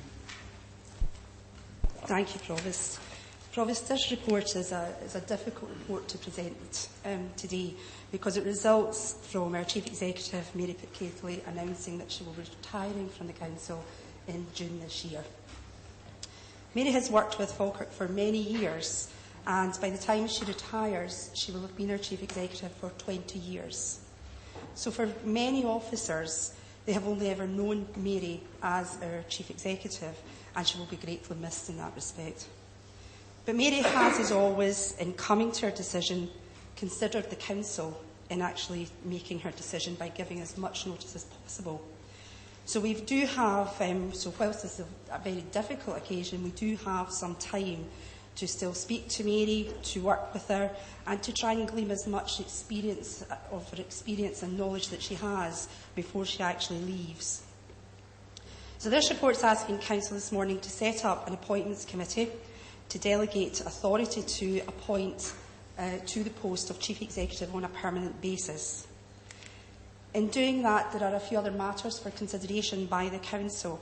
Firstly, there is the option to advertise the post either internally or externally.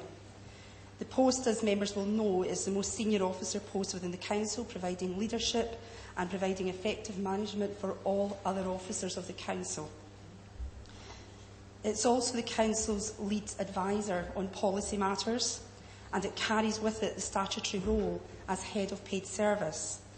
So to ensure openness and transparency and to provide access to the full recruitment market, it is suggested that the post be advertised externally. In addition, members will see from paragraphs 4.6 through to 4.8 of the report that a decision requires to be taken on the salary that the post is advertised. The Chief Executive salaries are set nationally, so we are using those as a basis, but Council can appoint on either a fixed point or on a salary scale with incremental points. When these arrangements were introduced, given Mary's experience, the Council agreed to implement a fixed point at the top of the grades.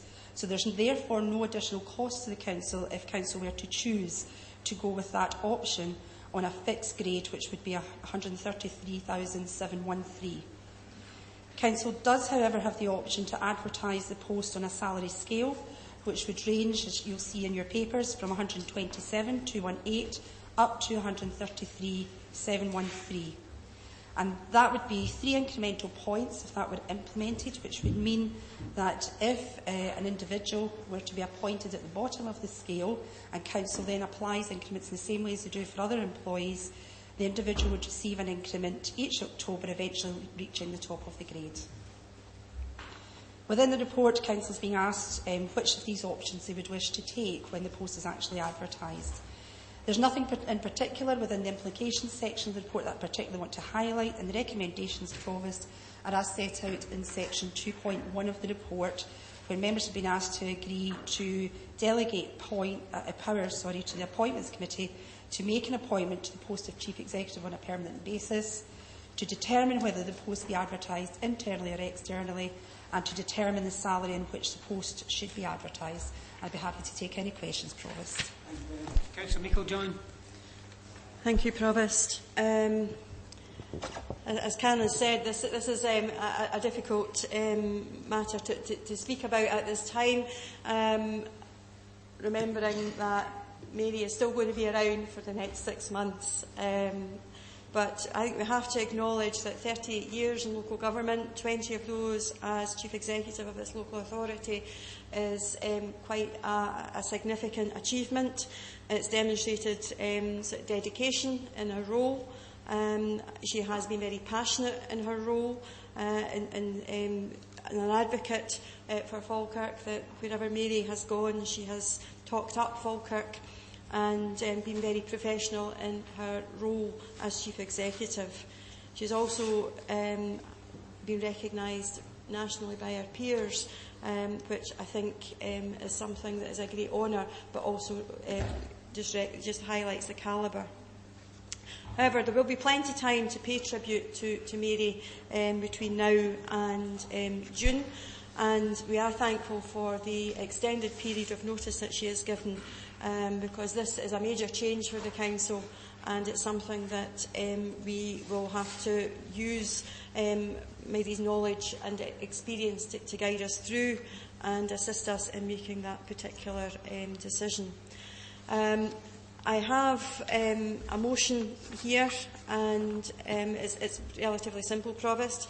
It's to delegate the powers to the Appointment Committee to make the appointment to the post on a permanent basis, that the post should be externally advertised, and that the post be advertised using the 3-point scale with the Appointments Committee to determine whether progression through the scale should be performance-related or be by the normal progression. I would therefore move that as a recommendations to Council.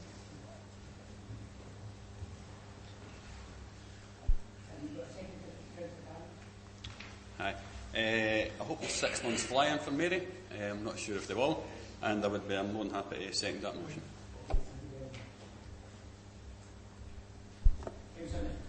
Thank you, Provost. As Cecil has said, there will be ample time for tributes to be paid by Mary. But I would just like to say at this stage, when I heard the news, I really was saddened. I jokingly referred earlier to Councillor Patrick as just being in the door. Well, Mary's one of the few people here that could honestly say to me that I'm just in the door, such as her length of service to this council. As I say, there will be ample opportunity to elaborate further on the work that Mary has played in the public life, not only of this council but of Scotland over the last 30-odd years. But suffice at this stage to say, I was saddened again, but concur with the recommendations put forward by the Leader of the Council. I don't want to be seen to giving tips to anybody that might want to stand for the job, or if it appears in the press to comment, but can I first of all say that Mrs Pickathley and I had a discussion the other day, and I've actually been here a year longer than Mary, or started a year longer than Mary, but I well remember chairing the Appointments Committee when Mrs Pickathley was appointed. And there were a number of excellent candidates, but one reason in particular that Mary got my vote is because after going through the interview, just before we closed and just before she was going out the door, I said, if you don't mind, could I ask you a question, Mrs Pickathley? Where do you want to be in 10 years' time? And she says, in 10 years' time, in 10 years' time, I want to be working for Falkirk Council. And on that particular day, just in case there's anybody here going after the job, on that particular day that worked. It might not work the second time, I don't know. But there will be time for us to say a fair bit about Mary's contribution over the years. I'll join in that particular aspect as well later. Her service to Falkirk Council has been unstinting. She's gave us excellent service, and mind you, I haven't always agreed with Mary Pickathley, make no mistake about that. But I have been involved in the selections of 2 chief executives, sat on that committee, and as time goes on, it's time for someone else new to come in. Fine, we'll do that process and hope we can get somebody of the same standing and the same level of commitment. Hopefully we can do that. It will be a difficult act to follow. Just to clarify, we have to have a motion moved and seconded. I take it then there's no any amendment to that. What we'll probably do is we'll get Mr. Moody just to read out what the motion was, just to clarify and to make sure everybody's right before we get into the second. Thank you. Yes, thank you, Provost. On the 3 items noted at paragraph 2 of the report, the motion is to delegate the powers to the Appointments Committee to make the appointment on a permanent basis. On the second matter, that the post should be advertised externally.